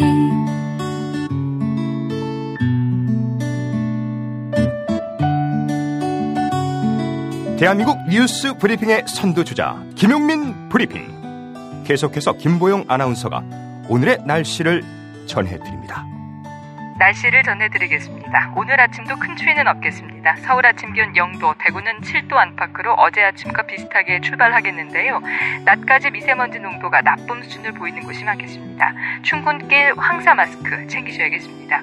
낮부터는 찬바람이 불면서 추워집니다. 낮 기온은 서울 4도, 청주 7도, 부산 16도로 어제보다 낮겠습니다. 여기는 대한민국 브리핑 1번지 김용민 브리핑입니다.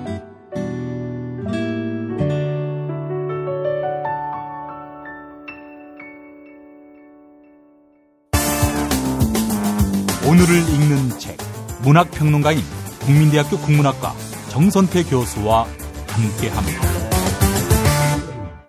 정선태 교수님과 함께하겠습니다. 교수님. 네, 안녕하세요. 네, 교수님과 함께하는 시간 너무나 기다려지고요. 많은 분들이 또 교수님이 말씀해 주신 책을 사신다는 분도 있습니다. 그래서 연말쯤 가가지고 지금까지 교수님이 추천하신 책 한 100권 사신 분들한테 뭐 선물을 좀 해야 될 것 같아요. 예, 제가 약속하겠습니다. 네. 협찬을 받아서 우리 100권 사신 거 인증샷으로 어디 도서관에서 빌려와가지고 100권 만드시면 안 되고. 이 사실은 뭐 교수님 뭐 늘 하시는 말씀이지 않습니까? 한 줄도 안 읽어도 그래도 책을 책장에 꽂아 놓는 거. 이런 후가시만으로도 확실히 가치가 있다. 이런 말씀. 인생이 풍부해집니다. 알겠습니다. 그런데 책이 여러 가지로 쓸모가 있어요. 이를테면은 뭐 방습, 방음, 방열, 네, 이런 효과도 아주 탁월하고요. 예. 그리고 실내 디자인 하는데도 상당히 좋다고들 하더군요. 예. 그러니까 저희 집에 오면은 뭐 책이 거의 주인인데 꽂아놓기만 해도 인테리어가 완성되니까 뭐 여러 가지로 쓸모가 있습니다. 예, 알겠습니다. 우리 교수님 지적대로 제가 연구실에 자주 갔었는데 이거는 뭐 진짜 운신의 폭이 없는 뚜렷한 그런 책. 근데 그게 전부가 아니시잖아요. 네, 뭐 할 일이 없으니까 할 줄 아는 게 그거밖에 없으니까 그랬던 모양인데 예. 여러 가지로 아무튼 책에 쓸모가 있다는 것만 말씀드리겠습니다. 예, 그렇습니다. 책 사는데 돈 쓰는 거 아까워하지 마시라는 말씀을 꼭 드리고 싶고, 우리 교수님이 늘 하시는 말씀이 있었잖아요.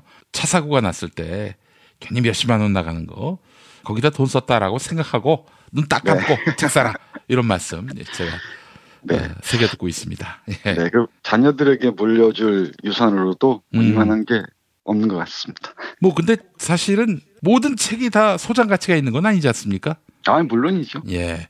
그러나 적어도 우리 교수님이 지금 추천해 주시는 책들은 소장 가치가 있다. 책꽂이에 꽂아 놔도 또 대물림 해줘도 전혀 손색이 없다. 이렇게 또 말씀드릴 수 있을 것 같습니다. 예.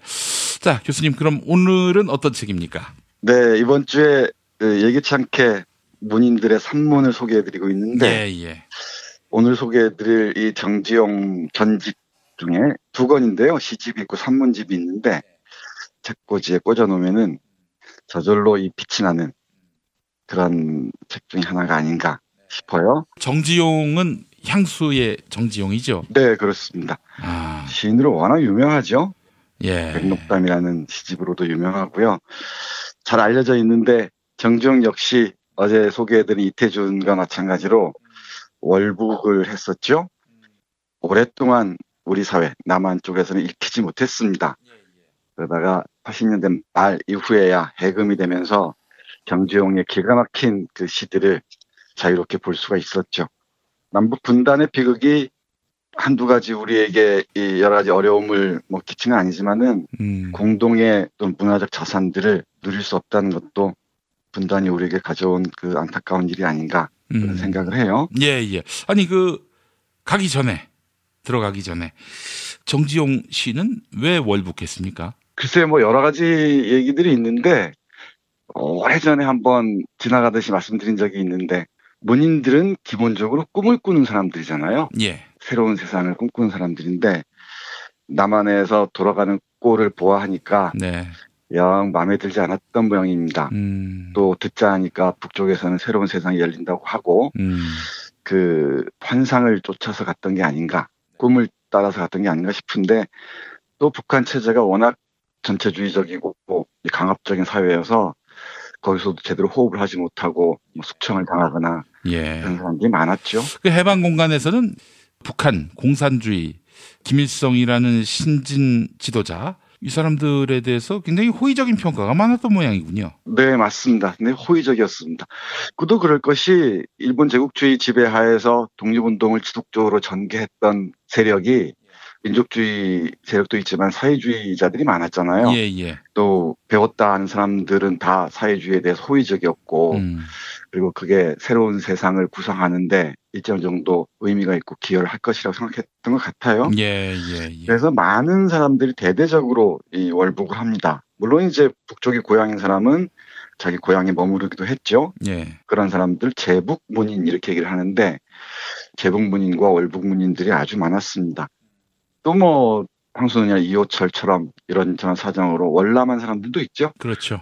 월남 문인들도 있었습니다. 근데 그게 다 한 자리에서 얘기하고 서로 대화를 하고 이럴 수 있어야 되는데 그 당시 그 정지용이 쓴 편지 같은 거 보면은 먼저 월북한 이태준에게 빨리 남으로 오라고 호소하는 글을 볼 수도 있습니다. 그러다가 정작 자신도 북으로 갔어요. 이것 때문에 정지용의 고향인 옥천에서는 여러 가지 또 얘기가 있고 그런 모양입니다. 그래요. 하여튼 북한에 대한 환상 자체가 다 무의미한 억측이고 그릇된 말 그대로 환상이었다는 점이 나중에 드러나게 됐고 또 그분들이 또 북한 사회에서 어느 순간인가 종적을 감추지 않았습니까? 네, 대부분이 그래요. 이 몇 명을 빼고는 백석도 그렇고요. 많은 사람들이 종적을 감추거나 멀리 강제노동 처분을 받거나 그런 사례들도 많이 있었죠. 내일쯤 소개해드릴 겁니다만은 임화라는 사람은 미제 간첩이었다는 이유로 숙청을 당하기도 하고요. 안타까운 일들이 많이 벌어졌었습니다. 소설이 너무 길었습니다, 교수님. 소설만으로도 충분합니다. 네, 그 정지용의 산문을 보면은 참 일제히 눈에 띄는 게 많습니다. 기본적으로는 그 언어들, 그러니까 시인이나 문인들이 구사하는 언어들이 상당히 고풍스러워요. 격조가 있고 품격이 있습니다. 그 맛을 음미하면서 하나하나 읽어보시면 좋을 것 같고 예. 경주용 산문 중에는 특히 기행문들이 많습니다. 기행문. 예. 여기저기 여행하면서 쓴 글들인데 제가 오늘 소개해드릴 글 중에 한 편은 이제 금강산, 내금강을 둘러보고 난 다음에 쓴 글인데요. 예. 우리는 북쪽에 여러 아름다운 곳들을 가지 못하지 않습니까? 지금은 예. 그런 걸 떠올리면은 좀 아릿하게 와닿을 줄 압니다. 여기 보면은 뭐 선천, 의주, 평양, 뭐 오룡배 이런 곳들을 쭉 다니고요. 그리고 압록강 상류 쪽까지 가고 이러는데 이런 글들을 보면서 식민시대 문인들의 발길이 닿았던 곳, 그곳을 우리가 찾아볼 수 없다는 게 너무너무 회한과 함께 이런 아쉬움, 미련으로 남습니다. 예. 여기 그 내금강을 다녀오고 난 다음에 쓴 짤막한 글 중에 한 구절 소개해드리겠습니다. 예. 이 금강산에 가면은 표훈사라는 절도 있고 그리고 정양사라는 절도 있는데 그 절을 가는 과정에서 떠올랐던 단상들을 적어놓고 있습니다.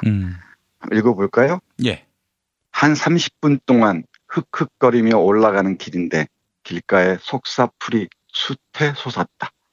이 속사풀은 여기저기 약재 같은 걸로 쓰기도 하고 예. 이빨을 닦는 데도 썼다고 해요. 이런 속사풀이 숱해 솟았다. 속새풀이 아니라 속사풀입니까? 네, 속사풀이라고도 하고 속새풀이라고도 하고. 아, 그렇군요. 예. 네, 방언들이 남아있기도 한데요. 예.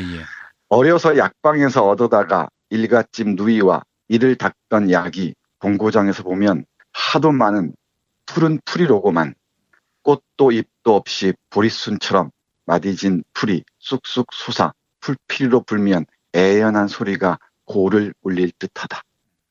여기 고는 골짜기입니다. 예. 이게 산문인데도 이 리듬들이 느껴지죠? 예. 계속 보겠습니다. 고불고불 기어오르는 길이 숨이 턱에 받친다. 한 옆에 절로 솟는 별동백이 새암물이 고여있다. 후후 불어 훔켜 마시고 나니 속이 싱그라이 피부와 함께 차다. 새암물은 샘물? 네, 그렇습니다. 절마당에 들어서서 먼저 띄이는 것은 육모진 조그만 불당인데 저것이 유명한 정양사 불당이라고 하였다. 나무 쪽을 나막식만큼 파고 아로새기어 조각조각 맞춰 놓은 것이요. 들보라든지 석가래가 없는 단청이라든지 절묘한 조화와 같다. 그러나 정양사는 집보다도 터가 더욱 절승하다. 내금강 연봉이 모조리 한눈에 들어오는데 낙조에 물들어 빛깔이 시각으로 변해간다. 말머리로 보면 말머리요, 소로 보면 소요, 매가 날개를 젓고 있는 사 싶으면 토끼가 귀를 쓰다듬는 모양이다. 달이 뜨는 듯 해가 지는 듯 뛰어나온 날까지 부기어진 골짜구니 날래 솟은 봉우리가 전체로 주름 잡힌 황홀한 치마폭으로 보아도 그러려니와 겹겹이 접히어 무슨 소린지 서그럭서그럭 소리가 소란한 모란꽃 송이송이로 보아도 역시 그러하다. 현란한 색채의 신출귀몰한 변화에 차라리 음악적 쾌감이 몸을 저리게 한다. 네, 이 내금강에서 바라본 금강산의 풍경을 이렇게 그려놓고 있습니다. 예. 소처럼 보면 소 모양으로 보이고 말머리 모양으로 보면 말머리로 보이고 또 모란꽃처럼 생겼는가 싶으면은 또 주름 잡힌 황홀한 치마폭으로 보이기도 하고 예. 이런 뭐 천변만화하는 금강산의 풍경을 짤막한 문장에 아름다운 언어로 손에 잡힐 듯이 눈에 잡힐 듯이 그려 놓았습니다. 아이고 한번 가보고 싶습니다. 정말. 네, 그러게 말입니다. 이 금강산도 금강산이지만은 묘양산이나 또 북쪽 가면은 절경의 산들이 너무너무 많지 않습니까? 예. 네, 우리는 참 그게 식민지 시대 사람들이 누렸던 우리 땅에 대한 호사도 누리지 못한 그 상황에 처해 있습니다. 말이 나온 게 말씀드리자면은 저는 뭐 통일 같은 것까지는 아직 기대하지 않고요. 예. 제발 자유왕래라도 했으면 좋겠어요. 아, 예. 네, 자유롭게 교류하고 자유롭게 여행할 수 있고 대만과 중국이 그렇듯이 자유롭게 편지 왕래하고 이 정도만 돼도 저는 더 이상 바랄 게 없을 것 같습니다. 예. 그래야 삼천리를 한번 달려보기도 하고요. 곳곳을 한번 찾아보기도 할 텐데 예. 그런 게 이런 식민지 시대에 쓰여진 글들 보다 보면은 그런 생각이 더욱더 뭐 절절해질 때가 있습니다. 이렇게 북쪽만이 아니고 산문집을 읽다 보면은 남쪽도 여기저기 많이 돌아다닙니다. 예. 다도해도 그렇고요. 우리 김 PD 기억할지 모르겠는데 통영에 갔을 때 미륵산이라는 유명한 그 산이 있잖아요. 예. 해발이 400m 남짓한 그 미륵산 정상 근처에 정지용 문학비가 있습니다. 맞습니다. 예. 거기에 적혀 있는 게 바로 통영오라는 그 유명한 산문 중에 한 구절이었죠. 예. 첫 문장이 통영과 한산도 일대의 풍경, 자연미를 나는 문필로 묘사할 능력이 없다. 이렇게 시작되는 예. 통영도 들르고요. 진주도 가고요. 부산도 가면서 그 곳곳에 새겨진 사연들을 하나하나 읽어냅니다. 예. 그것도 그렇지만 그 중에서 남쪽을 쭉 그 여행하면서 강진에 들렀던 것 같습니다. 강진과 남도 쪽을. 거기서 동백나무를 봤나 봐요. 동백나무라는 제목의 남도에서 보낸 편지 한 구절 보겠습니다. 예. 지금쯤 동백나무가 많이 푸르를 텐데 이 겨울에도 남도나 통영이나 한번 가봐야 될 텐데. 한번 다시 한번 날을 잡아볼까요, 교수님? 네. 저희가 겨울에 한번 갔었었는데 그 뒤로 대선에서 이기면 봄에 또 한번 가보자라고 해놓고 약속을 못 잡았습니다, 교수님. 남도 또는 통영의 겨울 맛이 대단합니다. 예, 맞습니다, 교수님. 네, 동백나무 떠올리면서 그 동백꽃 뚝뚝 떨어지는 송이채 떨어지는 동백꽃도 떠올리면서 들어두시기 바랍니다. 예. 동백꽃을 제철에 와서 못 본 한이 실로 크외다. 그러나 워낙 이름이 높은 나무고 보니 꽃철은 아닐지라도 허울만으로도 뛰어나게 좋지 않습니까? 울 안에 선 5, 6주 연령과 허우대로 보아도 훨씬 고목이 되었건만 잎새와 순이 어찌 이리 소담하게 좋으며 푸른 것이 오리까. 같이 푸르러도 소나무의 푸른 빛은 어쩐지 노년의 푸른 빛이겠는데 동백나무는 고목일지라도 항시 청춘의 녹색입니다. 무수한 열매가 동글동글 열리어 빛깔마저 아리답게도 붉은 빛입니다. 열매에서 향유가 나와 칠칠한 머리단을 다시 윤인하게 하는 것입니다. 옛날에 동백 기름으로 머리에 발랐죠? 예. 그거 떠올리시면 될 것 같습니다. 열매에서 향유가 나와 칠칠하다는 얘기는 우리가 칠칠치 못하다 이런 말 쓰잖아요. 예. 칠칠한 얘기는 머리숱이 무성한 걸 떠올리시면 될 것 같습니다. 칠칠한 머리단을 다시 윤인하게 하는 것입니다. 예의와 풍습으론 조금도 다른 점을 볼 수 없다 할지라도 울창이 어우러진 동백숲을 그늘 안에 들어서고 보니 남도해를 왔구나 하는 느낌이 굳세어집니다. 기차로 한밤 한낮을 허비하여 이 강진골을 찾아온 뜻은 친구의 집 우란에 선 5그루 동백나무를 보러 온 것인가 봅니다. 이 친구의 집이란 강진의 김영랑의 생가가 있습니다. 유명한 그 김영란 시인 있죠. 예. 봄에 단풍들 건네 하고 모란이 피익하지는 이런 그 시들을 남긴 시인의 집에 갔던 것 같습니다. 하물며 첫 정월에도 흰 눈이 가지에 날에 앉는 날 아주 푸른 잎잎에 새빨간 꼭송이는 나그네의 가슴 속에 어떻게 박힐 것이 오리까. 더욱이 그것이 마을마다 집집마다 있다시피 한데 어찌합니까. 무덤 앞에 성물은 못 장만할지라도 동백나무와 반송을 심어서 세상에도 쓸쓸한 처소를 겨울에도 봄과 같이 꾸민다 하오니 실로 남방에서 얻을 수 있는 황홀한 쉬취가 아니오리까. 네, 쉬취는 시적인 취향 이렇게 얘기하면 될 것 같습니다. 예. 그러니까 뭐 무덤 앞에 돌로 거창하게 성물은 만들지 못할지라도 그 앞에 동백나무와 소나무를 심어서 그 쓸쓸한 곳을 시처럼 아름다운 곳으로 만드는 남도 사람들의 취향이 얼마나 멋들어지냐 이런 얘기입니다. 예. 네, 이 겨울에 남도, 강진도 좋고요. 영암도 좋고 보성도 좋고요. 해남을 가도 좋겠네요. 제가 들렀던 곳들이 눈에 선하게 잡히는 듯합니다. 예. 정지용 시인이 살아계셨다면은 같이 한번 여행을 다녔으면 어땠을까? 아, 정말 황홀했을 겁니다. 동주라는 영화를 보면은 동주가 일본에서 이렇게 대학을 다니려고 하잖아요. 다니는 과정에서 정지용을 찾아가는 대목이 있죠. 그러니까 이 윤동주의 정신적 스승, 시의 스승이 바로 이 정지용이었습니다. 예. 이 정지용의 시도 함께 읽어보시고 그리고 산문도 더불어서 보시기 바랍니다. 그리고 마지막으로 짤막한 글이 하나 있는데 해방 공간의 정지용의 역사에 대한 감각을 읽을 수 있는 짤막한 문장이 하나 있습니다. 제목이 민족 반역자 숙청에 대하여 이렇게 적혀 있는데요. 예. 기본적으로 상식적인 사람들은 그 당시 민족 반역자, 그러니까 친일파 숙청이 뭐 당연하다고 생각했었죠. 근데 그게 이제 48, 49년으로 가고 이러면서 점점 난항에 직면하게 되죠. 이승만을 중심으로 한 친일 부역 세력들이 몸부림을 치면서 저항하잖아요. 그러면서 이 특별법이 휴지 조각이 돼버리고 그걸 예감했는지 몇 년이 지나도 해방이 됐는데 2, 3년 지나도 별다른 조짐이 보이지 않으니까 정지용이 어디인가 쓴 것 같습니다. 짤막한 문장이니까 읽어보겠습니다. 예. 친일파 민족 반역자의 온상이고 또 그들의 최후까지의 보루이었던 8.15 이전의 그들의 기구, 이 기구와 제도를 근본적으로 타도하는 것을 혁명이라 하오. 혁명을 거부하고 친일 민반도, 이 민반도는 민족 반역도의 줄임말입니다. 혁명을 거부하고 친일 민반도 숙청을 할 도리가 있거든 하여 보소. 이렇게 얘기했는데 혁명이 아니고서는 친일 민족 반역자를 숙청할 수가 없다는 것이었습니다. 예.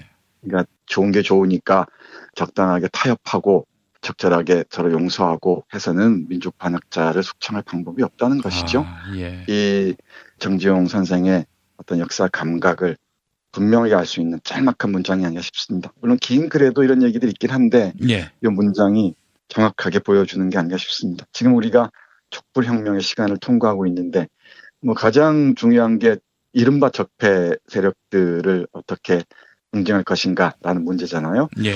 여기서 물러서면은 또다시 우리가 겪어야 했던 이 해방 직후의 난맥상들을 반복할지도 모르겠습니다. 네. 계속 말씀드리지만은 눈 부릅뜨고 감시하고 또 진행되는 과정에서 우리가 박수치기 위해서는 박수치고 응원하고 해야 할 줄로 압니다. 루신의 말이 진리네요, 진리. 네, 진리입니다. 물에 빠진 개 계속 패라고. 네, 물에 빠진 개에게 동정이나 연민의 눈길을 던지는 순간 그 개는 다시 우리를 물어뜯는다는 것. 예. 그건 루신이 신의 혁명 이후 반혁명을 보면서 절감했던 거고요. 그 반혁명 세력들이 중국이란 나라 어떻게 팔아먹는지 정말 회한에 가득 차서 봤던 겁니다. 그 연장선상에서 우리 정지용이 얘기하는 우리 지용 선생이 얘기하는 금방 읽어드린 부분, 혁명이 아니고서는 민족 반역 도당을 숙청할 수가 없다라는 그 진단도 곰곰이 한번 새겨보셨으면 좋겠습니다. 이렇게 조용조용하고 서정적인 글을 쓰는 사람의 내면에도 이렇게 이글거리는 역사를 투시하는 눈이 있었다는 것 또 아울러 생각해 봐야겠죠. 예, 알겠습니다. 정선태 교수님 오늘 말씀 잘 들었습니다. 네, 고맙습니다. 야, 너 홍어 판다 그랬지? 팔지. 근데 홍어가 진짜 그렇게 몸에 좋아? 아니 끝내준다니까. 우리 엄마 관절염인데? 홍어. 나 숙취는? 홍어. 마누라 다이어트는? 홍어. 큰이모 변비? 홍어. 작은 형 소화불량은? 홍어. 여동생 피부? 홍어. 큰 누나 주름?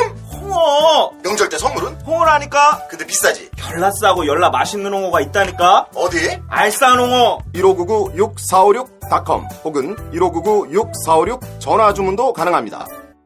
골반 잡자 바로 잡자 바디로직, 허리 통증 바로 잡자 바디로직, 몸매 교정 바로 잡자 바디로직, 자세가 좋아지는 골반 교정 타이즈 바디로직. 검색창에 골반 교정 바디로직. 삐딱한 남성 골반 허리에도 역시 바디로직입니다. 바디로직의 효과를 못 느끼셨다면 100% 환불해드립니다. 자세한 환불 조건은 홈페이지를 참조하세요. 우리 여보, 결혼생활 20년 동안 내가 고생만 시키고 얼굴에 주름살만 들어가는 줄 알았는데 나이를 거꾸로 먹고 있네? 왜 이렇게 탱탱하지? 뉴트리션 닥터스에서 만든 콜라겐 몰라요? 콜라겐이라고 다 같은 콜라겐이 아니에요. 체내 흡수가 잘 되는 저분자 PC 콜라겐이거든요. 약국에서 찾으세요. 뉴트리션 닥터스는 약국식품 전문기업입니다. 문의전화 1688-5807 1688-5807. 이준호동 희망센터 이사 권영국 변호사입니다. 이준호동 희망센터는 동남아시아 저개발 국가의 이주 노동자들과 함께하고 있습니다. 시골 오지 마을에 학교를 만들고 마을 주민들이 공동체를 이루어 운영하도록 돕습니다. 포털 검색창이나 페이스북에서 이주노동희망센터를 검색하시어 후원회원이 되어주세요. 노동 존중 생산과 소비를 통한 사회연대를 추구하는 문자당이 함께합니다. 답은 이미 정해져 있으니 너는 대답만 해라고 하는 답정너. 아닌데. 답은 정치인데 너만 몰라. 이건데.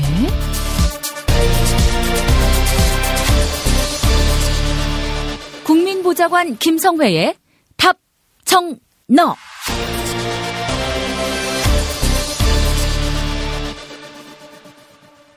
김성회 보좌관님 나와 계시죠? 네, 안녕하세요. 요새 어떻게 후원금, 모금철, 어제도 우리가 이 이야기했습니다마는 방송 이후로 좀 들어오던가요?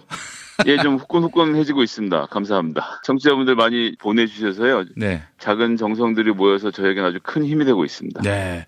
우리 손혜원 의원님이 지난 총선 과정에서 또 한 방을 여러 번 보여주었기 때문에 신뢰도도 높고요.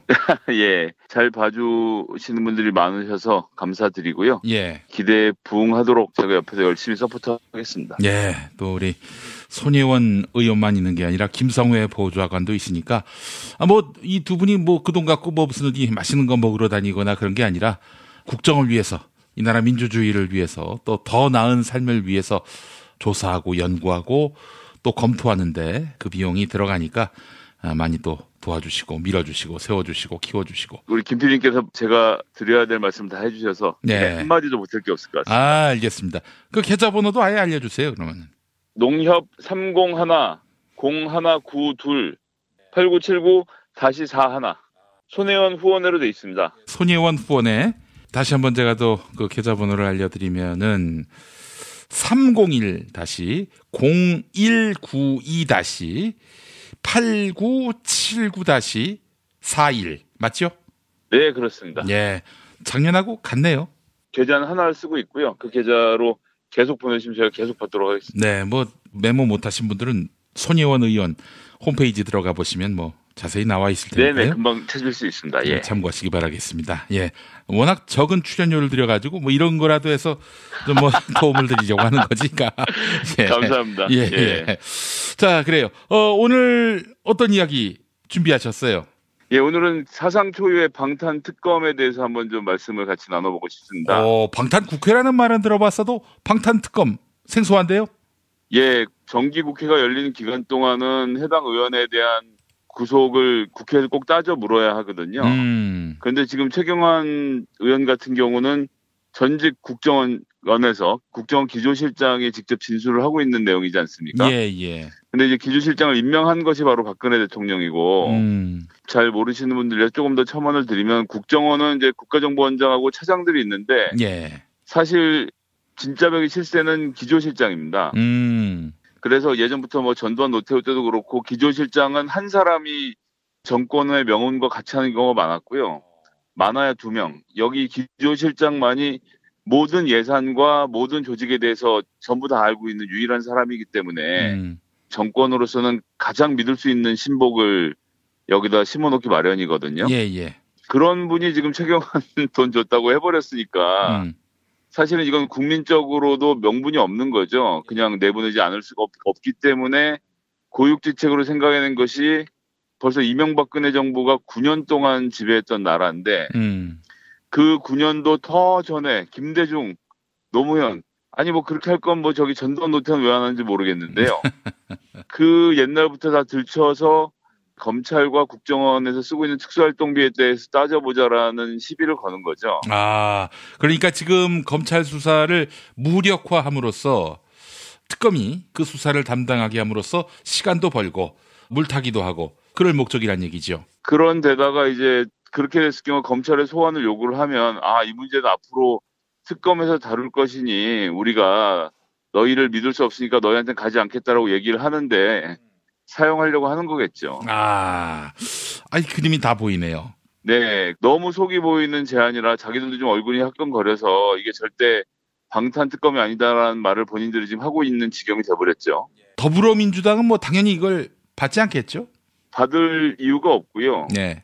그리고 그런 문제에 대해서 지금 왜 이명박 박근혜 정부만 뒤지냐고 하는데 그 사람들이 지금 10년 동안 집권을 해왔고 정부의 자료라는 것이 보통 보존기간이 5년에서 10년 사이거든요. 이 전 정권까지 흠집내기를 하겠다는데 동의할 이유가 전혀 없다 생각을 하고요. 예. 지금 저희가 뭐 몇 번 말씀드렸지만 어쩐 특정 인사를 찍어서 그 사람에 대한 망신주기 수사를 하고 있는 것이 아니고 네. 관행적으로 이루어졌던 일들 중에 가장 저희가 보기엔 심각한 내용인 국가가 국정원을 동원해서 입법부, 국회를 사찰하고 능멸했을 뿐만 아니라 이 돈을 가지고 별의별 짓을 다 한 게 지금 드러나는 거 아닙니까? 예. 그리고 국정원이 이제 자기들을 임명한 사람에게 잘 보이기 위해서 혹은 임명권자가 요구해서 박근혜 대통령은 아빠한테 배운 대로 하는 거잖아요. 야, 돈 좀 들고 와봐. 이렇게 시켜서 그 돈을 받아낸 것을 저희가 지금 보고 있는 건데 예전에도 그런 일이 있었다는 식으로 물타기 하는 건 정말 국민들을 우롱하는 처사죠. 누구도 믿을 사람이 없을 거라 생각하고요. 네. 그렇게 일이 해결되지 않을 거라고 봅니다. 네. 아니 그런데 뻔히 알면서 당연히 더불어민주당이 협조를 안 할 것이고 뭐 다른 야당들도 도와줄 아무런 명분이 없는 걸 잘 알고 있고 그래서 협력하지 않을 거라고 잘 알 텐데 그럼에도 불구하고 이런 방탄특검 거론하는 건 뭡니까? 이 거론하는 것 자체가 사실은 국민들로부터 빈축만 살 뿐일 텐데. 사실 이제 거론하면서 좀 보셔야 되는 게 현 정부, 현재 검사가 조사하고 있는 것은 빼자라는 제안을 홍준표 대표가 했죠. 비공개 최고위원회에서. 예. 그 얘기는 뭐냐면 현재 조사받고 있는 건인 최경환 건은 그냥 검사가 조직에 두고 그 다른 것들은 특검에서 다루자라고 얘기를 하는 것이고 그 말의 행간은 뭐냐면요. 예. 홍준표가 얘기가 좀 거슬러 올라갑니다만 성완종 씨의 비극적인 자살에 의해서 불거진 1억 원 수뢰 혐의. 예. 그래서 그때 1억 원이 생긴 것을 자기가 특수활동비를 모아서 그 돈을 가지고 부인한테 줬다가 그 부인이 모은 돈으로 선거를 치렀다는 이제 뭐 소설도 거의 막장 소설에 가까운 변명을 했었지 않습니까? 그러다가 사실 알고 보니까 야당에게도 준 것 같다고 했다가 그 당시 원내대표였던 원혜영 의원이 발끈하니까 아 그건 아닌 것 같고 뭐 이제 이러면서 지금 왔다 갔다 하고 있는 중이었단 말이에요. 예. 그러는 가운데서 격분한 시민들이 홍준표 대표를 특수활동비 문제로 이제 검찰에 고발을 했었죠. 이런 것들이 지금 다 걸려 있는 거예요. 그래서 본인이 특검에 우선안으로 들어가고 최경환은 쳐내려고 하다가 다른 최고위원들의 반발 때문에 박근혜 정부에서 특활비도 다 조사하는 걸로 특검에서 다루는 걸로 만들어 놔서 자유한국당조차도 스텝이 꼬이고 있는 겁니다. 아니 근데 말이죠. 홍준표 씨 어떻게 최경환은 빼고 자기는 그 특검 열차에 오르려고 그런 생각을 했을까요? 자기라고 얘기를 하진 않았으니까요. 아니 결과적으로 그렇게 되는 거 아니에요 한마디로. 네, 뭐 그건 그렇습니다만. 아니 너무 치사해요. 아니 참 얼굴이 두꺼워도 이만큼 두꺼우면 방법이 없죠. 아 이거 뭐 국민들이 봤을 때는 아유 속이 빤히 보이는 이런 행태들을 뭐 거침없이 하고 있으니까요. 아예 뭐 국민들이나 뭐 여론이 어떻게 돌아가건 말건 신경 안 쓰겠다 이런 건 아닌지 하는 생각도 들었습니다. 지금 뭐 보면 거의 패닉 상태인 거죠. 게다가 국정원장이나 기조실장이 돈 줬다고 얘기까지 해버리고 김재원 의원 그 5억 원 들어다가 친박 여론조사했다고 하지 박근혜 대통령은 나 용돈을 쓸 거라고 돈 가지고 왔다고 하지 지금 뭐 이게 어디서부터 무엇을 어떻게 막아야 할지 모르는 상황이 됐지 않습니까? 예. 이럴 땐 일단 고춧가루를 뿌려서 한타에 모면을 해야죠. 모면을 하기 위한 전략으로 보고요. 모면이 되고 나면 뭔가 다음 수를 다시 생각해 내려고 하겠죠. 근데 지금으로서는 너무 경우도 없고 그 내용도 맞지 않는데도 박근혜 지지자들에게도 공감대를 만들어내기 어려운 지금 진술하고 있는 사람들은 전 정권의 국정원 직원들인 거거든요. 국정원장이고 국정원 기조실장이기 때문에 이런 사람들이 줬다고 진술하는 거를 어쩝니까? 그럼 그걸 찾아낸 검찰이 거기서 사건을 덮을 수는 없는 거 아닙니까? 덮으면은 그 진짜 검찰이 나쁜 짓 하는 거잖아요. 예. 그렇습니다. 그건 뭐 그렇기 때문에 이건 뭐 문재인 정부의 검찰이라서가 아니라 검찰이라면 이런 내용이 들어오면 당연히 수사를 해야 되는 것이고 그런데 지금 본인들도 아마 이제서야 모여서 야, 넌 얼마 받았냐라고 맞춰보고 있을 것 같아요. 그렇게 해서 어디까지 손절매할 것인지에 대한 판단을 하고 있을 것이고 네. 많은 또 그 자유한국당 의원들이 이건 방탄은 아니기 때문에 최경환 잡아가도 된다 뭐 이렇게 또 말이 엇박자가 나오고 있는 거 아닙니까? 예.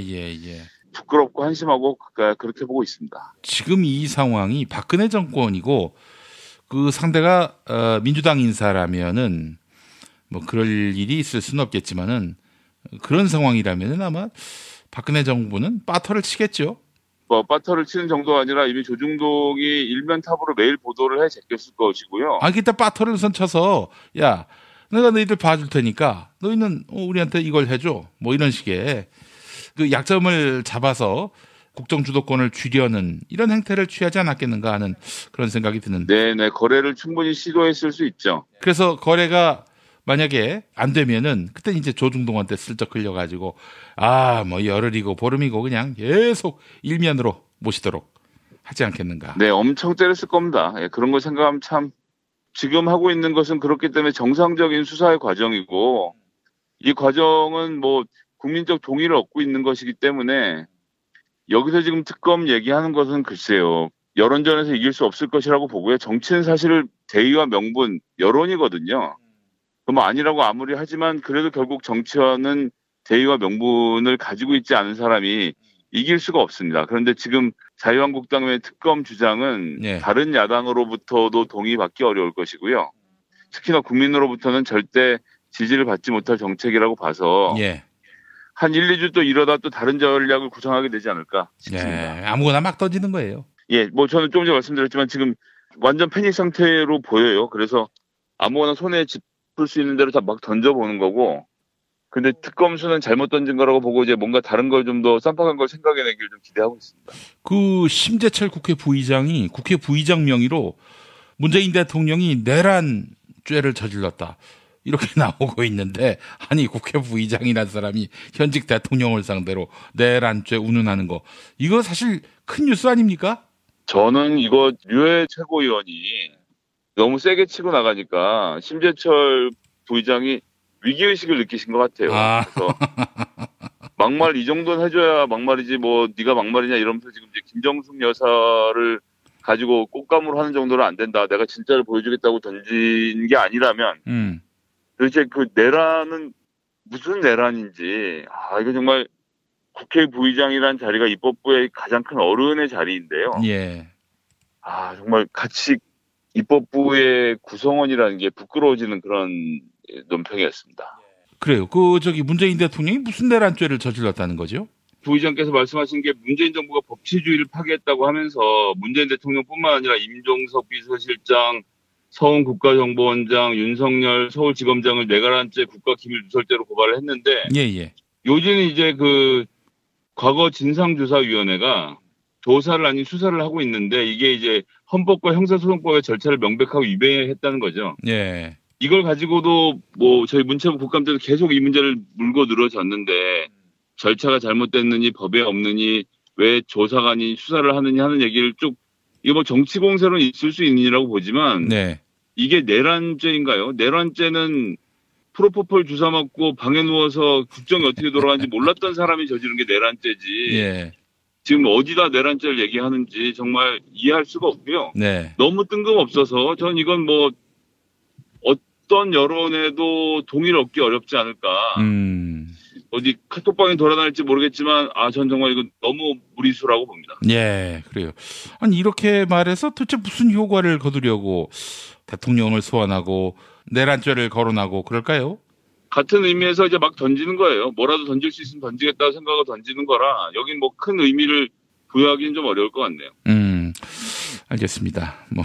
이건 참 예능에서 막 던지다 이런 표현이 나왔는데 요즘 자유한국당의 행태를 보면은 정말 막 던진다라는 표현이 전혀 과장되지 않는 그런 느낌이고요. 그 또 하나의 흐름으로 보자면 최경환 의원이 막 해명하면서 자기는 특활비 안 받았다라고 얘기하더니 나로서 끝날 일이 아니다라는 식으로 또 얘기했어요. 구체적으로 발설한 자가 누구인지가 드러나니까 자기가 받았던 정황들이 떠오를 거 아닙니까? 그럼 이제 다른 전략을 구사를 해야죠. 거짓말을 하는 사람들의 특징이 일단 눈앞에 있는 걸 모면하는 것을 최고로 우선시해요. 그 다음 상황에 대해서 고려하지 않고 일단 모면을 해놓고 그 다음번에는 그 전에 무슨 말을 했는지 전혀 상관없이 또 다른 말을 해냅니다. 정말 대단한데 이게 본인들이 권력을 갖고 있을 때는 검찰이나 수사당국이 가만히 있으니까 가능한 일이지만 지금은 아니거든요. 지금은 아닌데 그걸 모르고 이렇게 하는 거 정말 큰일 날 사람들입니다. 네, 알겠습니다. 오늘 김성애 보좌관과 함께 지금 막 던지는 자유한국당의 상황 짚어봤습니다. 오늘 말씀 잘 들었습니다. 네, 감사합니다. 김영민 브리핑 2부, 김영민의 뉴스 브리핑 알고 계십니까? 지상파 라디오 서울 SBS 러브 FM 103.5와 부산 KNN 러브 FM 105.7로 매일 오전 6시 20분부터 40분 동안 함께하실 수 있습니다. 새벽에 나온 새 소식, 당일 대한민국을 뒤흔들 핵심 이슈, 김영민의 뉴스 브리핑에서 미리 만나실 수 있습니다. 이제 오늘 날씨 알아보겠습니다. 기상청의 최혜윤 리포터가 나가 계시죠? 네, 안녕하세요. 다수는 누구 겁니까? 제 건 아닙니다. 아, 그렇군요. 뉴스 더하기 뉴스, 김영민의 뉴스 브리핑, 최고의 브리핑, 놓치지 마십시오.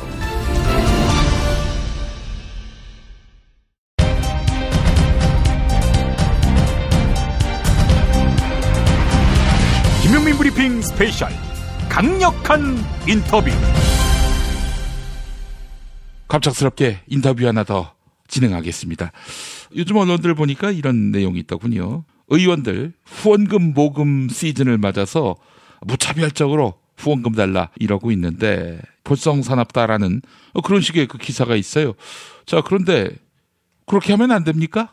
아니, 좋은 정치하겠다고 국민들에게 약속하고 그렇게 해서 또 후원금을 받겠다는 것이 뭐가 잘못된 일인지 그런 생각을 갖고 있었는데 때마침 이분이 연락이 왔습니다. 최민희 전 의원입니다. 나와 계시죠? 예, 안녕하세요. 네, 최민희 전 의원님은 후원금을 받으실 수 있는 입장은 아니시죠? 예, 저는 후원금을 받을 수가 없죠. 원외라서요. 원외라서, 예. 그래서 전화를 주신 이유가 원내에 이분들이 지금 후원금을 제대로 받지 못하고 있으니 도와달라. 후원금이 들어가면은 굉장히 값진 의정 활동을 할 수 있을 것이다. 라면서 추천해 주시려고 전화하셨죠? 네, 그렇습니다. 저희 당에요. 진짜 열심히 일하는 분들이 많이 계세요. 거지 갑은 유명한데 거지 강도 있고 거지 홍도 있고. 거지 갑은 압니다. 박주민 의원. 네, 근데 예. 거지 갑은 뭐 많이 찾다고 합니다. 예. 그래서 그 나머지 거지 박, 거지 강, 거지 홍을 좀 소개할까 합니다. 예. 거지 강은 누굽니까? 거지 강.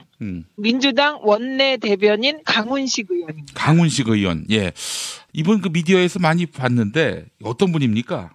그러니까 이분이요. 원내 대변인이라 미디어에도 많이 나오고 대선 때 보시면 각종 토론회에서 문재인 수호천사로 엄청 고생하신 분입니다. 예. 그런데 그렇게 미디어에 많이 나왔는데도 후원금은 아직 찰럼 한참 멀었다고 합니다. 하하, 그렇군요.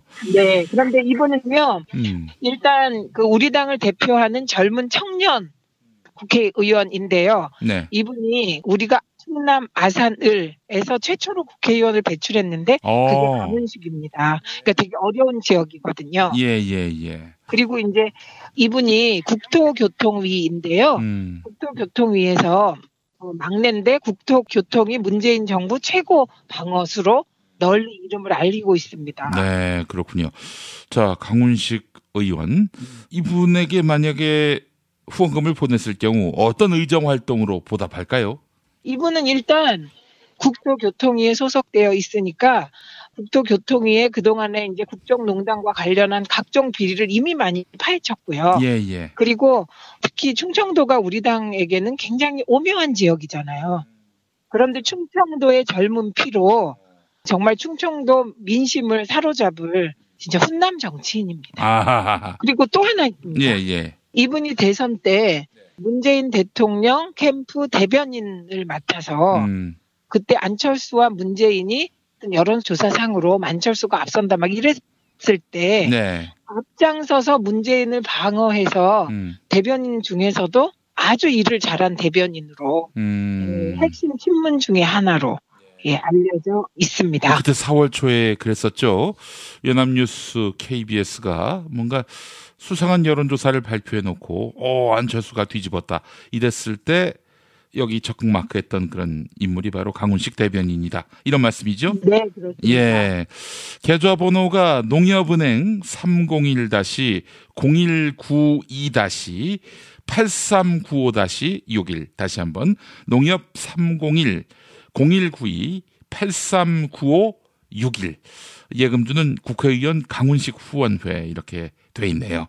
알겠습니다. 자, 거지강은 1호 했고요. 자, 거지홍도 있어요? 거지홍. 네, 거지홍 있습니다. 근데 이분이 후원금이 다 안 찼다고 하면 깜짝 놀라실 것 같아요. 예, 누굽니까? 이분은 누구냐? 우리 당의 재선 의원 홍익표 의원입니다. 홍익표 의원, 어이고, 또 외교통일 분야에서 아주 괄목할 만한 활동을 하신 분인데, 아니 왜 이분이 이게 인기가 없습니까? 인기는 있는데요. 이분이 후원금을 달라고 말을 못하기로 유명한 사람입니다. 아, 그래서. 네, 그리고 오늘도 우리가 이제 후원금 안 탄 사람 몇 분을 이렇게 뽑는데 네. 제가 연락을 했어요. 메시지로 후원금 다 찼어요? 이랬더니 아이고 누님 후원금 안 찼습니다. 그래서 제가 그러면 홍익표를 자랑할 5가지만 보내봐라 그랬더니 어머나 누님이 평소 아는 걸로 해주시지요. 이게 끝입니다. 그래요. 아니 사실 이런 게 있는 것 같아요. 우리 거지갑 박주민 의원 같은 경우에는 뭔가 도와야겠다라는 마음이 절로 막 생겨나는 그런 외모 아니겠습니까? 아, 그런가요? 홍익표 의원은 너무 훈남이죠. 너무 부티가 또 나으니까. 근데 그 부티가 근거 없는 부티입니다. 그래서요, 홍익표 의원은 제가 19대 때 같이 의정활동을 하였고요. 의정활동을 할 때도 보면 정말 내실 있고 꼼꼼하게 자료를 보면서 의정활동을 했어요. 그리고 우리가 자원외교 국정조사를 같이 했는데 아프리카까지 같이 자원외교 조사를 하러 갔었거든요. 예. 정말 한치의 흐트러짐 없이 의정활동을 하는 분입니다. 예. 게다가 이분은 지금 여당의 정책위원회 수석 부의장이세요. 그래서 지금 문재인 정부의 주요 공약사항 이행 부분을 실질적으로 총괄하는 그런 역할을 하고 있습니다. 그래서 바빠서 후원금 모금에 관한 활동을 잘 못했다고 합니다. 그렇군요. 자, 외교통일 분야에 있어서 문재인 대통령의 캠프 시절부터 지금 청와대까지 싱크탱크 역할도 하고 있는 분이 바로 홍익표 의원이고 제가 한 30년 살았던 동네의 지역구 국회의원이세요. 이분이. 아, 그러세요? 그리고 예. 홍익표 의원은 문재인 캠프 수석 대변인이었습니다. 예. 네, 그래서 여러분의 열화와 같은 후원금을 부탁드립니다. 월 10만 원 하시면 연말 정산 때 돌려받으실 수 있습니다. 그렇습니다. 자, 계좌번호 알려드리겠습니다. 역시 농협 301-0108-0282-11 자, 다시 한번 농협 301-0108-0282-11 국회의원 홍익표 후원회 이렇게 되어 있습니다. 자, 마지막 거지는 누굽니까? 거지박은 누굽니까? 박경미 의원입니다. 아, 민주당 비례대표 1번. 네, 그런데 박경미 의원은요. 네. 후원금이 거의 안 들어왔다고 합니다. 아, 그래요? 이것도 의외죠. 아니 그 대변인도 하셨고 말이죠. 대변인도 하셨고 국회에서 상임위 활동하는 거 보면 정말 그 새벽 별 같은 눈을 반짝이면서 따박따박 따지시는 분이잖아요. 네. 그래서 갈수록 국민들의 사랑을 받고 있는데 후원에는 하나도 안 찼다고 합니다. 네. 아니 이것도 혹시 이런 거 아닐까요? 김종인 전 대표 사람이라는 인상 이런 게 좀 큰 것 같아요, 사실. 근데요, 그분은요. 예. 계기는 어떻게 해서 비례대표로 들어오게 됐는지 모르지만 저는 이분이 쓴 수학 비타민이라는 책을 예전에 읽었어요. 예, 그래서 수학이라는 어려운 학문을 어떻게 이렇게 쉽고 재밌게 풀었을까. 그래서 관심이 많았던 분이거든요. 예. 그러니까 우리 당의 비례 1번을 받을 만한 분이었고요. 그리고 들어올 땐 누구와 인연이 돼서 들어왔는지 모르지만 이후에는 추미애 대표의 당 대변인도 했고요. 추미애 대표의 말에 따르면 박경미 의원은 정말 다른 생각 없이 일만 열심히 하는 성실한 의원 같습니다. 이렇게 얘기를 하시더라고요. 문재인 캠프 대변인도 역임했죠? 그래서 실제로 속으로는 진성 친문입니다. 그렇군요. 전 이분에 대해서 어떤 기억이 있냐면은 그 안철수 후보 부인 김미경 교수의 특혜 논란 의혹을 제일 먼저 제기한 국회의원으로 알고 있습니다. 네, 그리고 제가 박경미 의원을 진짜가 나타났다. 그 민주당 공식 팟캐스트에서 초청해서 얘기를 나눠본 적이 있는데요. 네. 솔직히 일부가 가지고 있는 그런 선입견과는 정말 다른 분이라는 걸 느꼈습니다. 말 한마디 한마디를 이렇게 생각하고 음미하면서 얘기를 하는데요. 그 내용이 굉장히 순수하고 맑으세요. 그리고 지금도 누구보다 열심히 의정 활동을 하고 있을 뿐만 아니라 흔히 우리가 얘기한 바이어스라는 거, 정치에 있어서 그런 게 거의 없는 분입니다. 바이어스가 뭡니까? 무슨 말인지 모르겠는데요. 오염이요. 오염. 네, 그런 게 없이 생각해서 이게 옳다 그러면 그 올바른 거를 두고 쭉 가시는 분. 그러다 보니 결국 문재인 캠프 대변인까지 맡게 되셨던 거예요. 네. 문 대통령께서 신임하시나요, 이분을?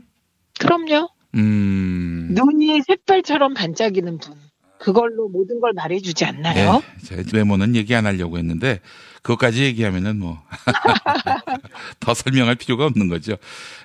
일로서 항상 신임을 받는 국회의원 바로 박경미 의원인데 이분 후원 방법 농협 301-0193-4774-71 다시 한번 농협 301-03-공일구삼-4774-71 국회의원 박경미 후원회 이렇게 돼 있습니다. 네, 제가 오늘요 열심히 일하는데 후원금을 못 채운 실질적으로 조금 저평가 받고 있는 세 분의 의원을 소개해 드렸는데요. 네. 이 세 분 앞으로 정말 관심 있게 봐주시면 좋을 것 같습니다. 네, 최민희 전 의원께서 연락 오셔가지고 인터뷰를 만들었습니다.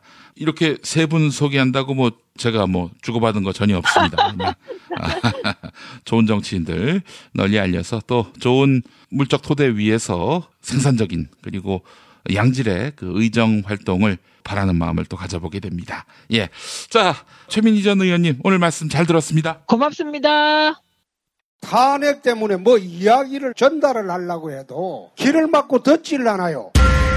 패족 수준으로 쪼그라든 한국 보수. 회생의 길은 과연 있을까? 변화된 정치 환경. 갈 길 잃은 보수에게 새로운 희망을 제시한다. 애국 보수의 화려한 부활과 집권을 위한 본격 가이드. 김용민의 신간. 보수를 지켜라. 진중권도 투표하는 보수 정당. 광주에서도 일당이 될 수 있는 보수 정당. 젊은이들의 입당이 줄을 잇는 보수 정당. 언제까지 민주당 정의당을 부러워만 할 것인가? 부러우면 진다니까? 자유한국당 당원 김용민이 쓴 보수를 지켜라. 이김에서 나왔습니다.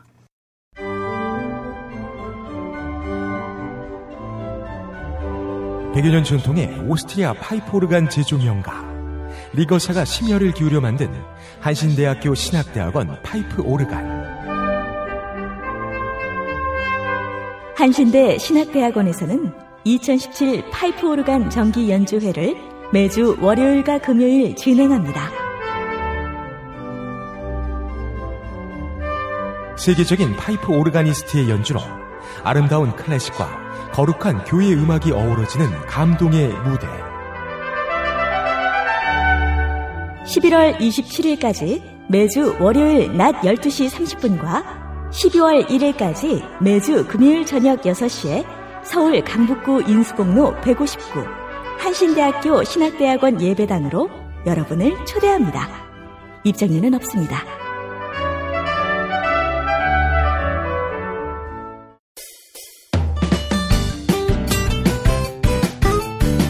뉴스포렌 메디와 함께하는 시간입니다. 팔로워 89만이 넘는 김용민 트위터에서는 매일 설문조사가 진행되고 있습니다. 그제 MBC 대주주인 방송문화진흥회가 MBC 대표이사 후보자 공모를 마감했습니다. 하지만 방송문화진흥회는 그동안 관행화된 밀실 인사에서 벗어나 지원자 명단을 공개하는 이례적인 행보를 보였습니다. 또한 사상 최초로 사장 후보자들의 정책설명회를 생중계해 전 국민에게 공개할 방침입니다. 시청자들은 후보자들에 대한 질문을 남길 수도 있는데요. 국민의 목소리를 많이 듣겠다, 이런 뜻으로 풀이됩니다. 그래서 김용민 브리핑이 MBC 사장 주요 후보자 4명에 대한 시민의 평가를 들어보았습니다. 오늘 새벽 5시까지 모두 2662분이 설문조사에 참여해 주셨는데요.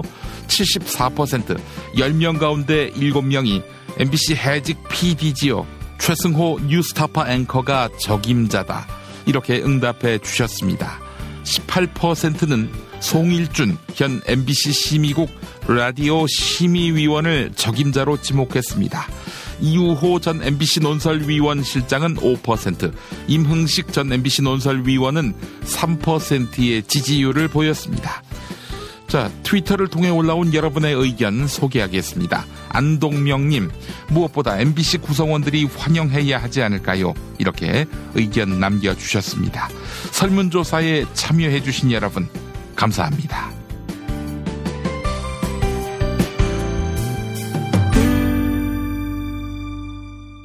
팟캐스트 포털 팟빵에 김용민 브리핑 게시판에 올라온 사연 일부 소개합니다. 달그림자 A님, 우병우, 이 법꾸라지는 벌써 증거를 싹 없앴다고 확신합니다. 시간을 너무 많이 주었습니다, 라고 하셨고요. 담덕태자님, 3당 합당은 몰상식한 보수 통합입니다. 상식 있는 보수는 더불어민주당을 지지합니다, 라고 말씀해 주셨습니다. 네, 2017년 11월 29일 수요일 김용민 브리핑 모두 마칩니다. 애청해 주신 여러분 감사합니다.